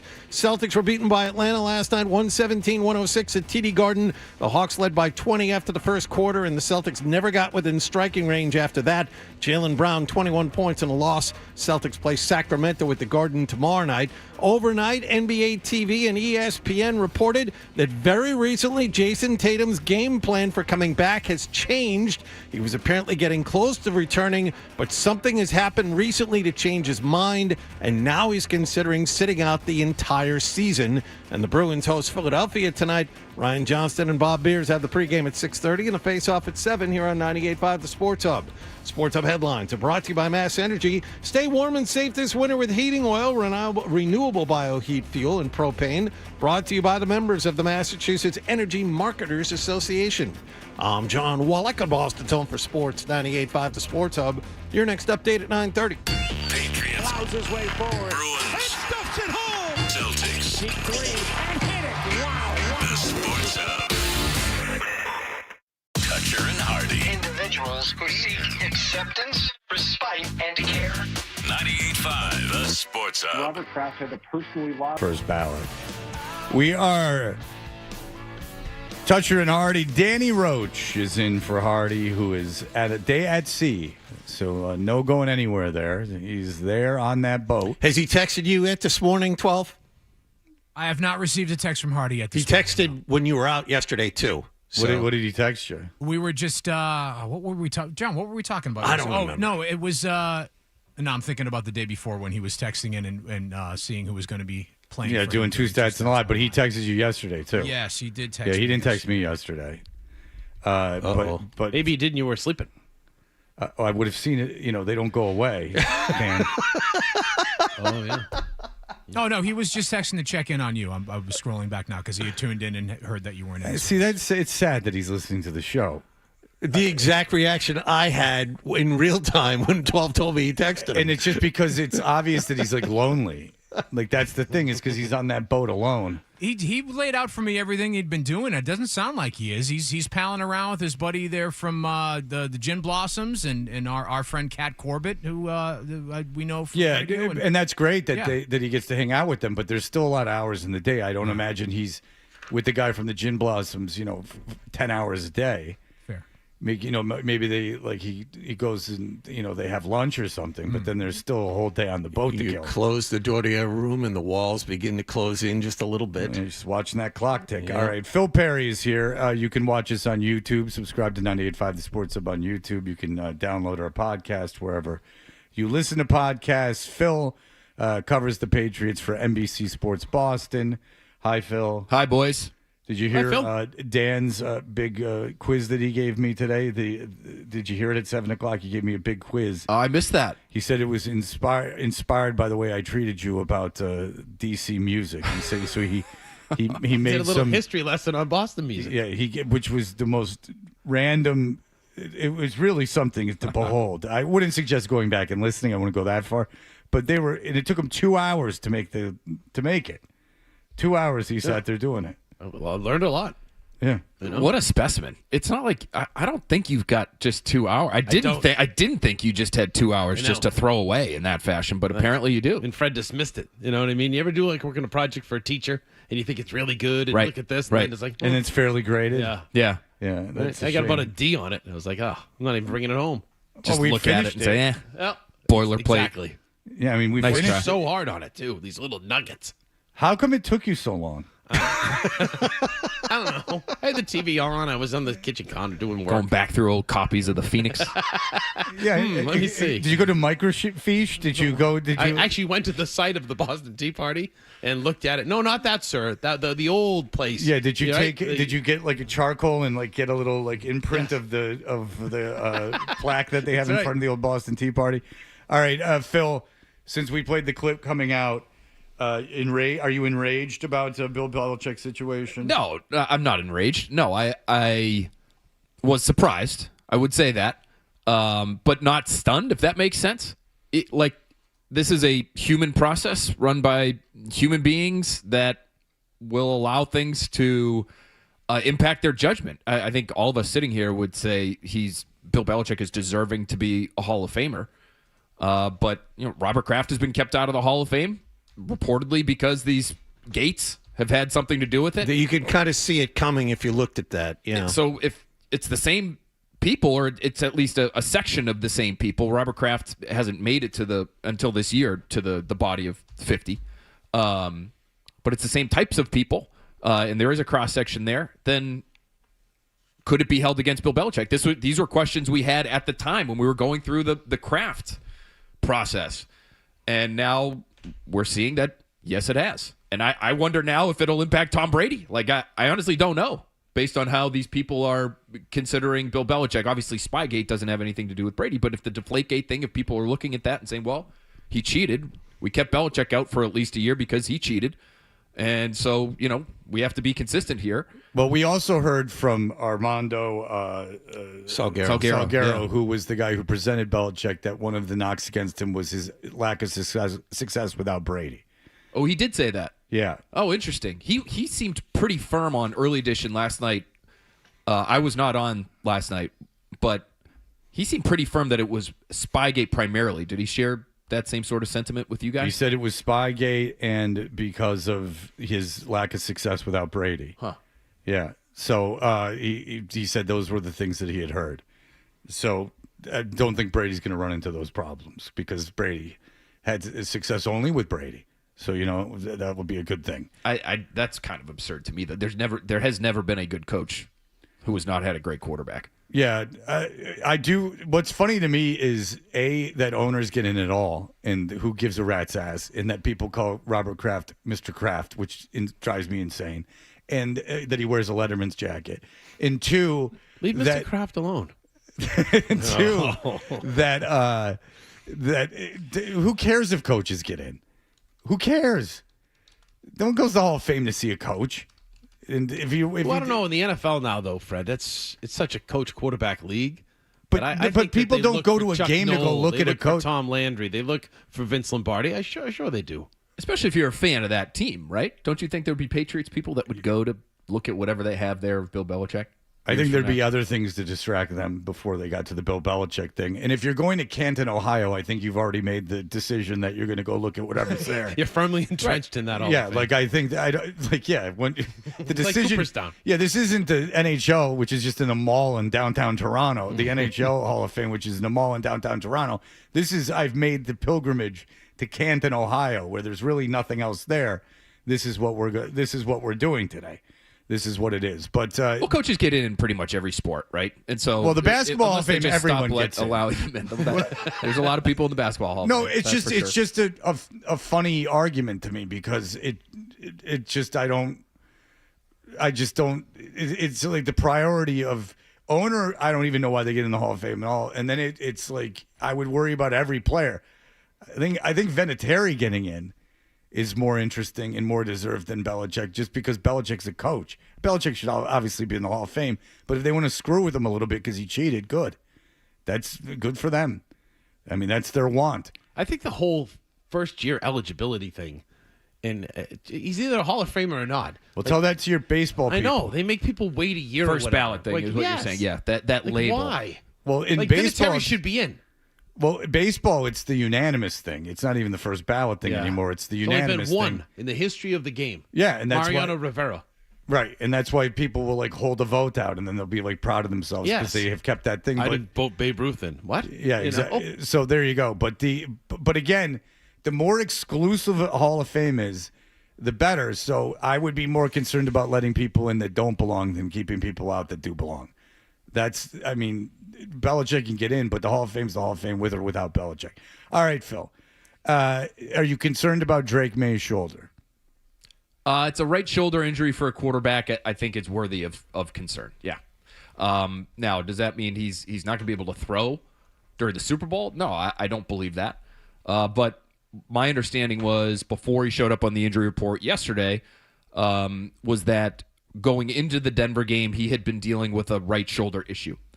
And that hit from Talanoa Hufanga in the third quarter where he lands hard on the right shoulder, kind of awkwardly. That basically aggravated something that he had already been dealing with in some way, shape, or form. And so, the fact that again, they didn't practice yesterday, but if they had, he would have been limited. So that means he would have missed out on some number of snaps. We don't know how many. Do you think relative to his typical but we've seen practice workload? every practice we've been to this year, he's thrown. Do you think he'll throw today? Good question. I think he'll throw. I don't know, in anger. I don't know. He's still got 10 days to prepare. So if they look at him and say, hey, if you're dealing with something, there's some soreness there, like, let's just take it easy. There's no sense in pushing it now. Let's get you back to wherever we can get you. And then we'll have, however many good practices out in San Francisco, maybe one or two here. I don't know. It wouldn't stun me if he was taking it easy at practice today. But you don't think it's like a labrum or like a rotator cuff thing? I mean, he could play in the Super Bowl with those things. I'm very used to these things.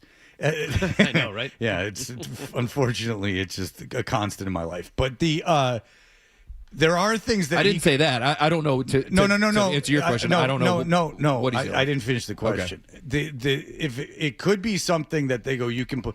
This is just to put the idea that just occurred to me. It could be something that they go, yeah, play the Super Bowl, but then like we got to shut you down for like a while. Like it could be something that they go, are you willing to push through and play in the Super Bowl? Because you could do it. You could throw 30 balls with this injury, but then in the off season, like you're going to have surgery. I don't know because the shoulder, your right shoulder, for anyone who throws, there's a million things in there. So if it's tendonitis or something, who cares? But if it's like a labrum or it's a part of his rotator cuff or something like that, that's not good news if you're throwing. No, again, but nothing that would keep him out of the right? Nothing that would keep him out of the Super Bowl necessarily. Be the fact that he's playing in his 21st game, right? He's been throwing. Yeah, I mean, right. That's But the if thing. you tear your labrum, no, I'm just if it's part of the function of him throwing. That's the thing about football is that it's your shoulder's got a million parts to it, and you take contact. So there's a million things it could be, which is in a way a lot better news. I mean, it could be his shoulder muscle. It could be just his shoulder. He's got a bruise on his, like a huge bruise on his shoulder muscle, whatever. It's just if it was a non-contact sport and it was your throwing shoulder, I could tell you it could be 15 things. I know. And a lot of them are bad, but it's different in the NFL. So you're not concerned about his availability in the Super Bowl? No, not yet. No, I'm not concerned about his availability. I'm wondering about his level of performance. That's what I would be wondering about. I think he'll be able to play. He stayed in the game. He's got 10 days, but it's his right shoulder, and he's a quarterback. So if he was dealing with something, now my understanding was whatever he was dealing with wasn't so significant that it was limiting him in practice before the Denver game, or it was limiting him in games in terms of needing time. But there are throws on his record now, and I don't know this. Nobody's told me this. But over the course of this postseason, there have been throws that I've looked at and said, "Ooh, that's a throw he usually makes. That's odd that he missed that throw into the flat short." Or there were throws in the Denver game before and after he got hit, right? Where he was just sort of missing low. Now, the weather was awful, right? So that's part of it too. The defenses are good. Maybe he's trying to protect receivers, but it's hard to Zapruder film every single throw and say, well, clearly his shoulder's bothering him there. I don't know that. Could be footwork, could be weather, could be whatever. So could be bad route. The guy runs a route a yard short.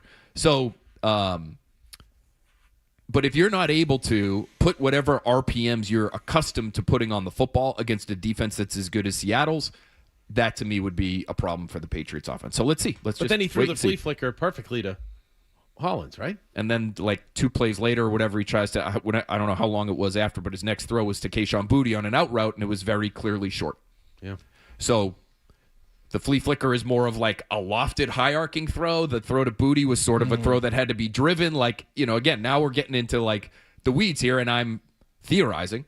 But if he can't spin it the way that he's accustomed to spinning it against the best defense in football, not ideal. Safe to say. Yeah, and you wonder how much 13 days off improves that. We're under this assumption, well, they got 2 weeks off, like everything will get better. And again, with these, if you have a weakening in your arm or like you don't have the power you had to have, it doesn't sound like 13 days everything's going to heal up and get back, and you're going to get the strength back. But we don't know what it is, so we will see. All right, Phil Perry will be here. We will continue in just a moment. Toucher and Hardy, 98.5 The Sports Hub. All right, man, the new...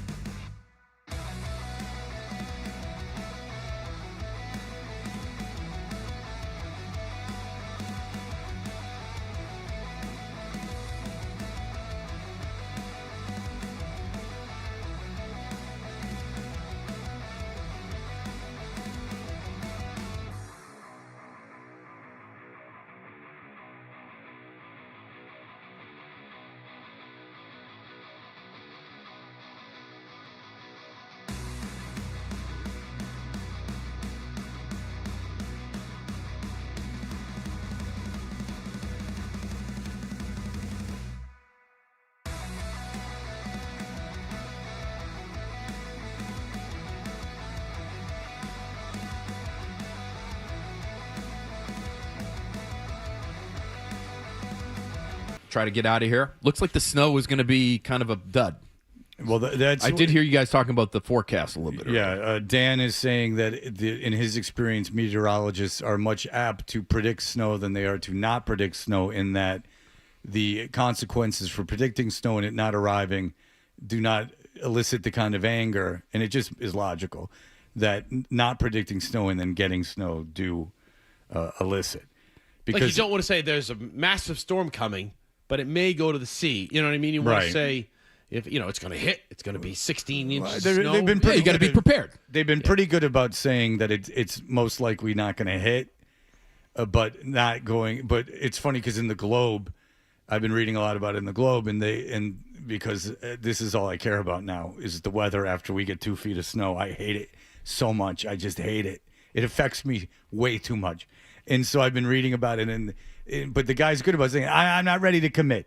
It doesn't look like it's going to hit it, but I'm not ready to commit. So I think you might be all right on Sunday. But what do I know? All right. As for the AFC Championship game, you brought up, May injuring his shoulder. It's a 10-7 game. What did you make of the way that Sean Payton managed that game? Well, the decision on 4th and 1, I thought, in real time was a bad decision. And even if you're going to make that decision, I think the play call actually made it worse. The fact that it's a bootleg with a backup quarterback, it looked like maybe there was one option for him to throw to on that play. Talked himself out of it, by all accounts. He was going to have a run, called a timeout, changed the play, and that's what happened. Why did he do that? Why?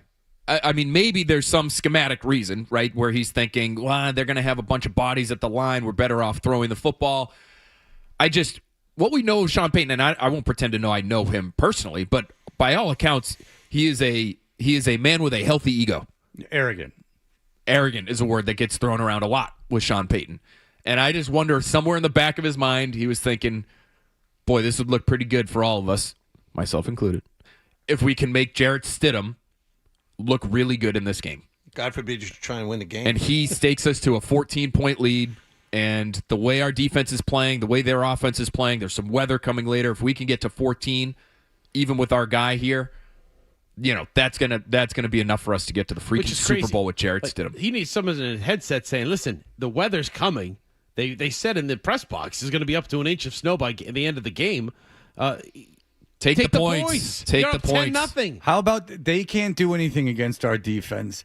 You have a backup quarterback that you've so far this game been pretty lucky with. Take the points.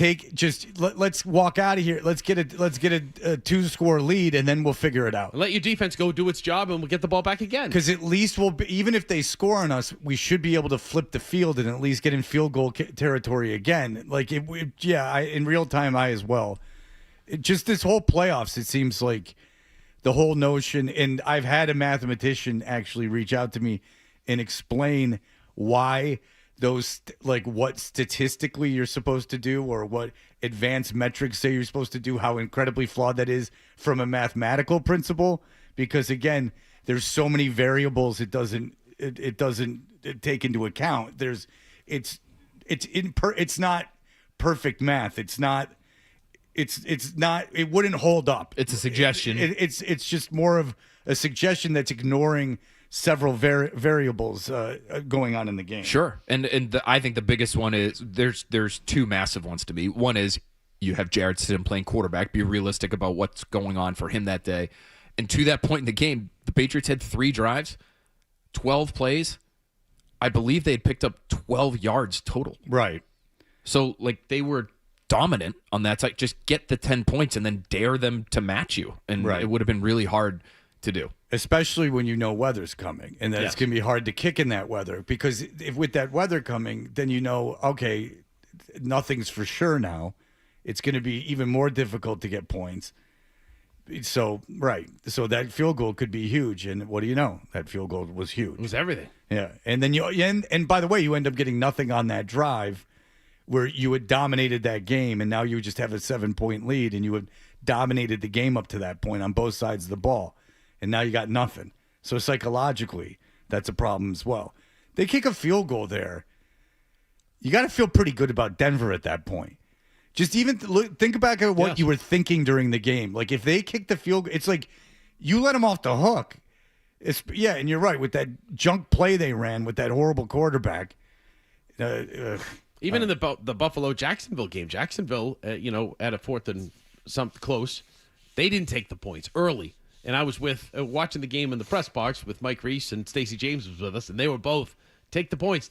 And I was like, no, maybe Jacksonville thinks it's Josh Allen, and they're going up against them. They got to score touchdowns. Yeah, but everything then else. But they lost 27-24, and they didn't take the points. They didn't get the fourth down. I would challenge that argument too, because if you're playing someone and you're playing a team that you think is going to be able to roll up a bunch of points, then why would you score no points? That to me would speak of but that's we the need gamble. points. Right. But that's going But then I against don't Mahomes gamble. or Allen. If I want something of a certain value, I need to start accumulating points or money to achieve that. I can't afford to be not getting anything. You can't be working for free. Just that argument of like, well, we're going to need a lot of points. Like, we're playing Josh Allen. That early in the game, get points then. Get points. The counter argument would be you're passing up on the opportunity to get 4 more. Yeah, but I'm also... And touchdowns are like at a gambling, premium. right? You're only going to have so many opportunities to score touchdowns. If you don't make the most of everyone, you're going to lose anyway. Well, if I'm playing Buffalo, I'd go, we're not winning the game if this is our only opportunity to get a touchdown. That's number one, because that defense sucks. And number two, I don't know how the game's going to end out, and there could be a very good chance that I get the ball I get the last possession of the game with less than a minute left, and if I'm down 4, I'm in a big problem.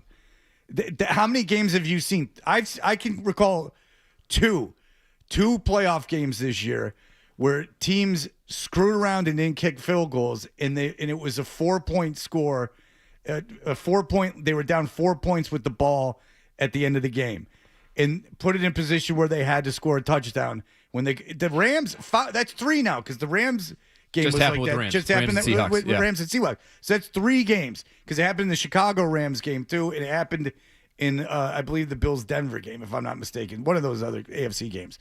But so the game's completely different if you're within a field goal. If you're within a field goal, I don't care how much time on the clock do you think you need if you're within a field goal, regardless of where you get the ball. 45 seconds.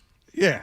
I mean, all you got to do is get to the opposing team's 45. Yeah, and you based get a on how chance. the kickoff rules are now, you don't need all that much. And how these guys are kicking now, you don't need all that much yardage. Yeah. I actually thought that's why the Rams there was a point in the game where the Rams should have gone for 2 to try to get I to agree with you. They should 28-31, I think, agree. is what it was. Instead, they didn't, and it was 27, and now you got to go for a touchdown. Yeah, my whole theory is just I want to keep this thing where I can tie it at the end of the game with a field goal. And I know early in the game you don't know, but it's just I don't know. It's a gambler's mentality that I don't enjoy. All right, so what do you know about Seattle? Best defense in the league. Talked to an NFC offensive coordinator yesterday, and that's how he described him. He said the Texans' defense might be more talented. Patriots obviously just were able to score 3 touchdowns against those guys. But Seattle's talent isn't that far off, and the scheme is superior. And so the combination of those two things for this individual makes them the best defense in football. And it starts up front. Leonard Williams is maybe the best he's ever been. Jet first-round draft pick. Good player for the Jets. He is now a great player and maybe the best interior defensive lineman in football. And the Patriots have 2 great ones themselves. This guy has been a dominant player in Seattle this year. Byron Murphy's another defensive tackle that they have. They are very challenging because they have talent across the board up front. They use a lot of 4-down defensive linemen. And they can physical. They can stop the run with only 4, which really matters. They're talented enough where they can stop the run with 4, which means you can dedicate more people to the back end of your defense, which now makes it really hard to throw. And oh, by the way, the back end of the defense is loaded with talented guys too. The safeties are really good. They've got a rookie safety who's really kind of like a hybrid safety / linebacker, Nick Emanwari. And the corners are really aggressive and physical and sticky, and maybe not like elite the way people would consider Stingley from Houston or Christian Gonzalez in terms of their coverage, but very good. And when you combine it all together, it makes them really, really challenging. Well coached, fast, aggressive. McDonald is the head coach who's obviously running the defense as well. First Super Bowl coach ever to call his own defense. Is that right? Yeah. Fred had the I stat. didn't know that. That was a stat. That was a stat earlier this week. Yeah, we got the I like experts that. on. I give them a little something. Hey, Give 'em a little something to put in I had this. not heard that. Yeah? Yes. But he's excellent, and he's really difficult. My understanding is he's really difficult in terms of trying to peg when he's going to pressure, right? Like a lot of defenses, it's like, okay, you get to third down, you know you're going to get something exotic, you know he's going to be bringing this guy, that guy. It's where the pressures are coming from, how many bodies are coming, what, when they'll actually do it, first down, second down, third down. It's almost like the way this OC described it, it's almost like at random. So it's very, very hard for offenses to say, okay, coming into this game, we know we have to be alert for this in this situation because they just don't have that many clear-cut tendencies. Who do you think anyone has a clear quarterback advantage in this game?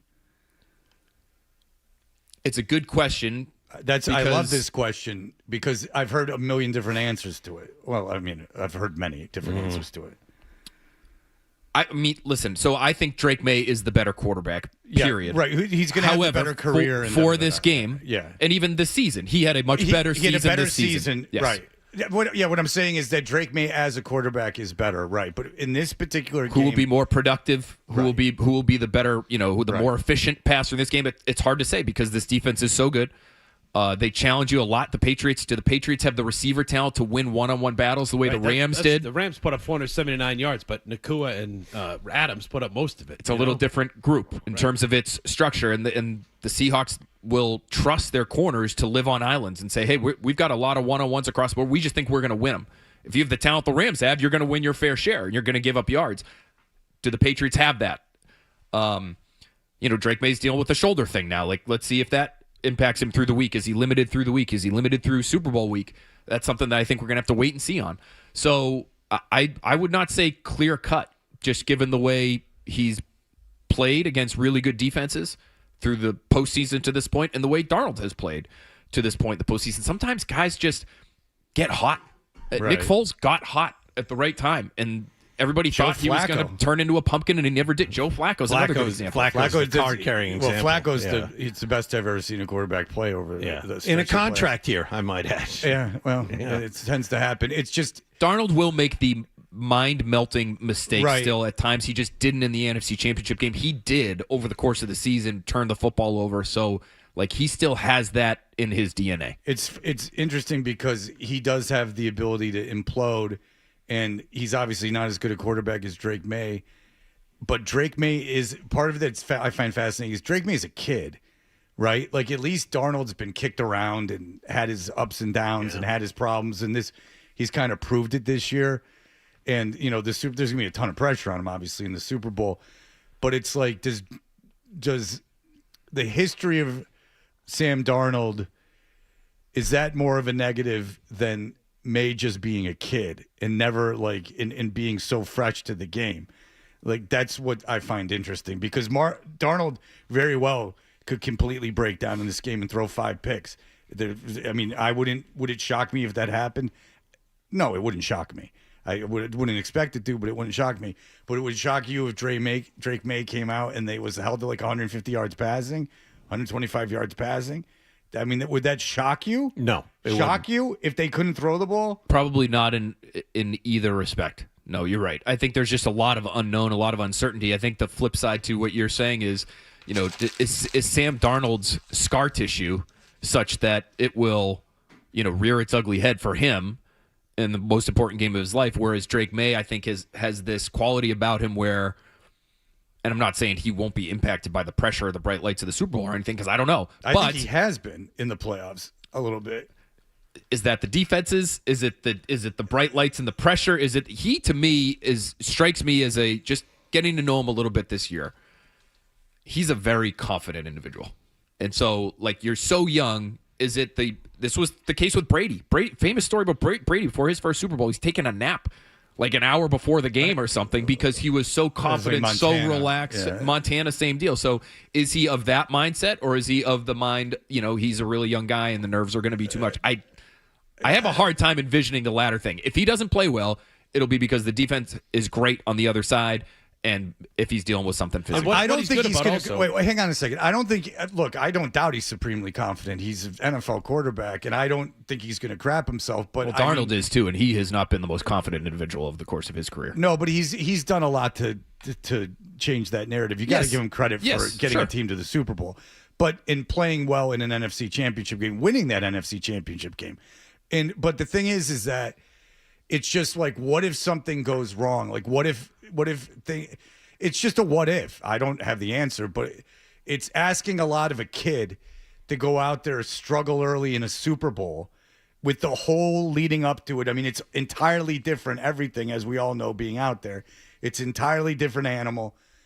Going on a national stage, having something go wrong at the beginning of the game, and figuring it out. I mean, he's mic'd up. This is hard. They all feel it. Well, that was a great moment. That was hard. Such Good a great God. coaching it's like, moment. and a great coaching moment, but also just you're hearing a supremely confident, high performing individual, one of the best in the world at his job. He's sitting on the bench and he's just shaking his head like, damn. I mean, you talk to people that deal with the NFL and they're like, dude, if you could just stand behind a quarterback like during a game and see all that's going on and all that they have to process all the while getting sacked 5 times a game. I mean, it's a lot. So let me ask you this: Who bounces Well, we back? don't have time for you to ask it. So how about that? Thump. Who has a better chance to bounce back if Darnold or May throw a pick 6 early? Which quarterback has the better opportunity to bounce back? May. Because Darnold has fallen apart in big games before. I asked the question. And I answered because I didn't want to give Phil a chance to go on. Right back at you, that gesture. Right back at you. Double Freedom Rockets, that was baby. Nice. There's people on YouTube watching. That's great. There are no rules on YouTube, baby. I do what I want. No, Nick's going to post that in about 4 seconds. No, Watch this. He won't post. I'm waiting for Roach to fire back. I'm going to be silent for the next 7 No, you minutes. should see what Roach holds me down and puts his ass on my face. All right. Phil Perry, look forward to seeing you in San Francisco on NBC Sports Boston. Here are the headlines. Essentials.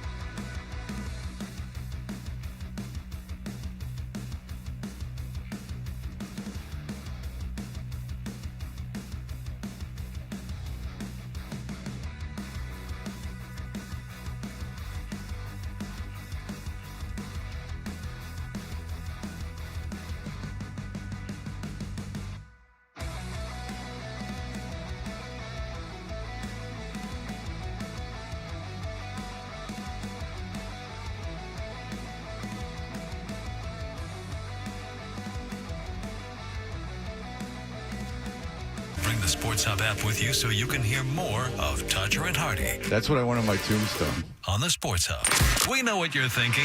What could I possibly have missed from the show? It's time for The Stack on Toucher and Hardy. Hey, we are Toucher and Hardy. Danny Roach is here. The Stack is brought to you by New England's largest Volkswagen dealer group, Colonial VW.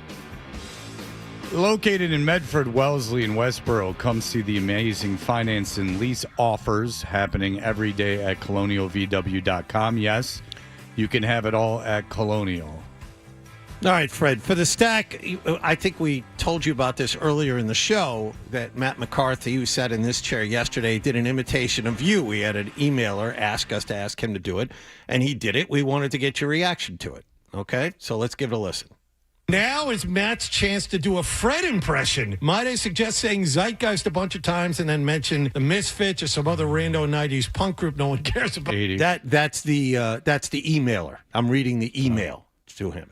70s and 80s Misfits. Oh, yeah. Love Mitch. What do you got? Why won't Kendra date me? Hi. Hi. Just to kind of, like that would be my best friend. No. Just very. What else you got? It can't just that. There's got to be more. Just know it's a very Eeyore, very downtrodden, woe is me, life is miserable type of thing. That would be my Fred. He just did my Jay Stu. Basically. That's about right. He did you imitating him.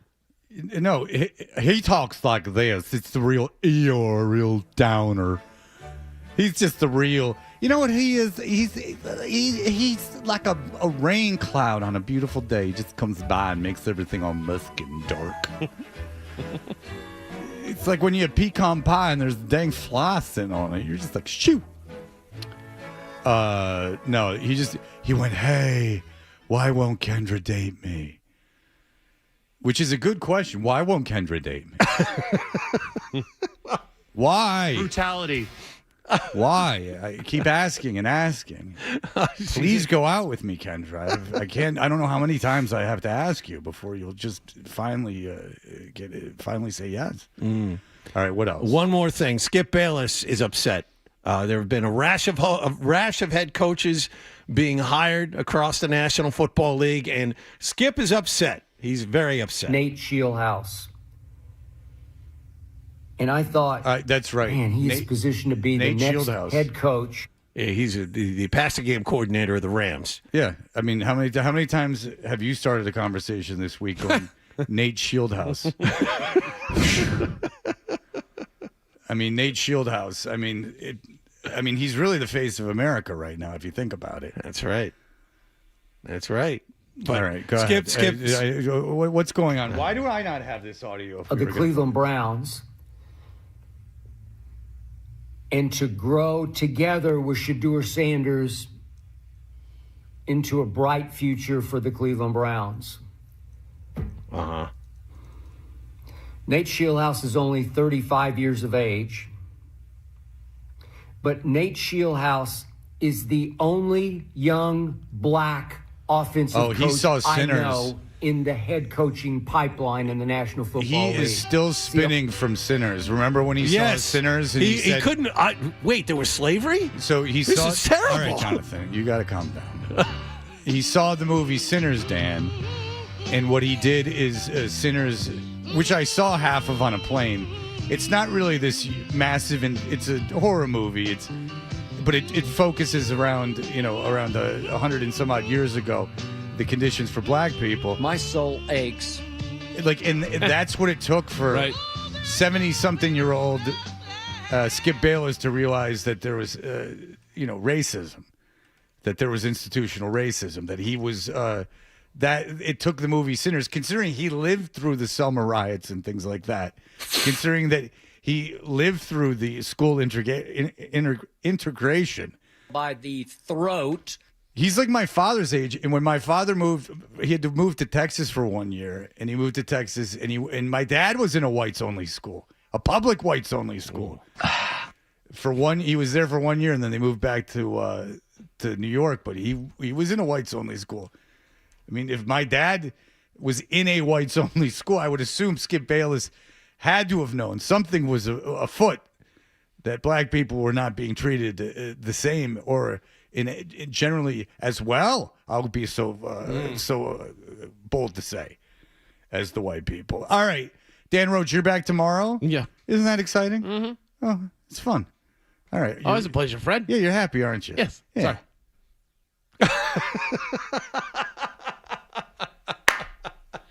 Until then, now he's not so happy. All right, that'll do it for us. Everyone have a great day. Bye.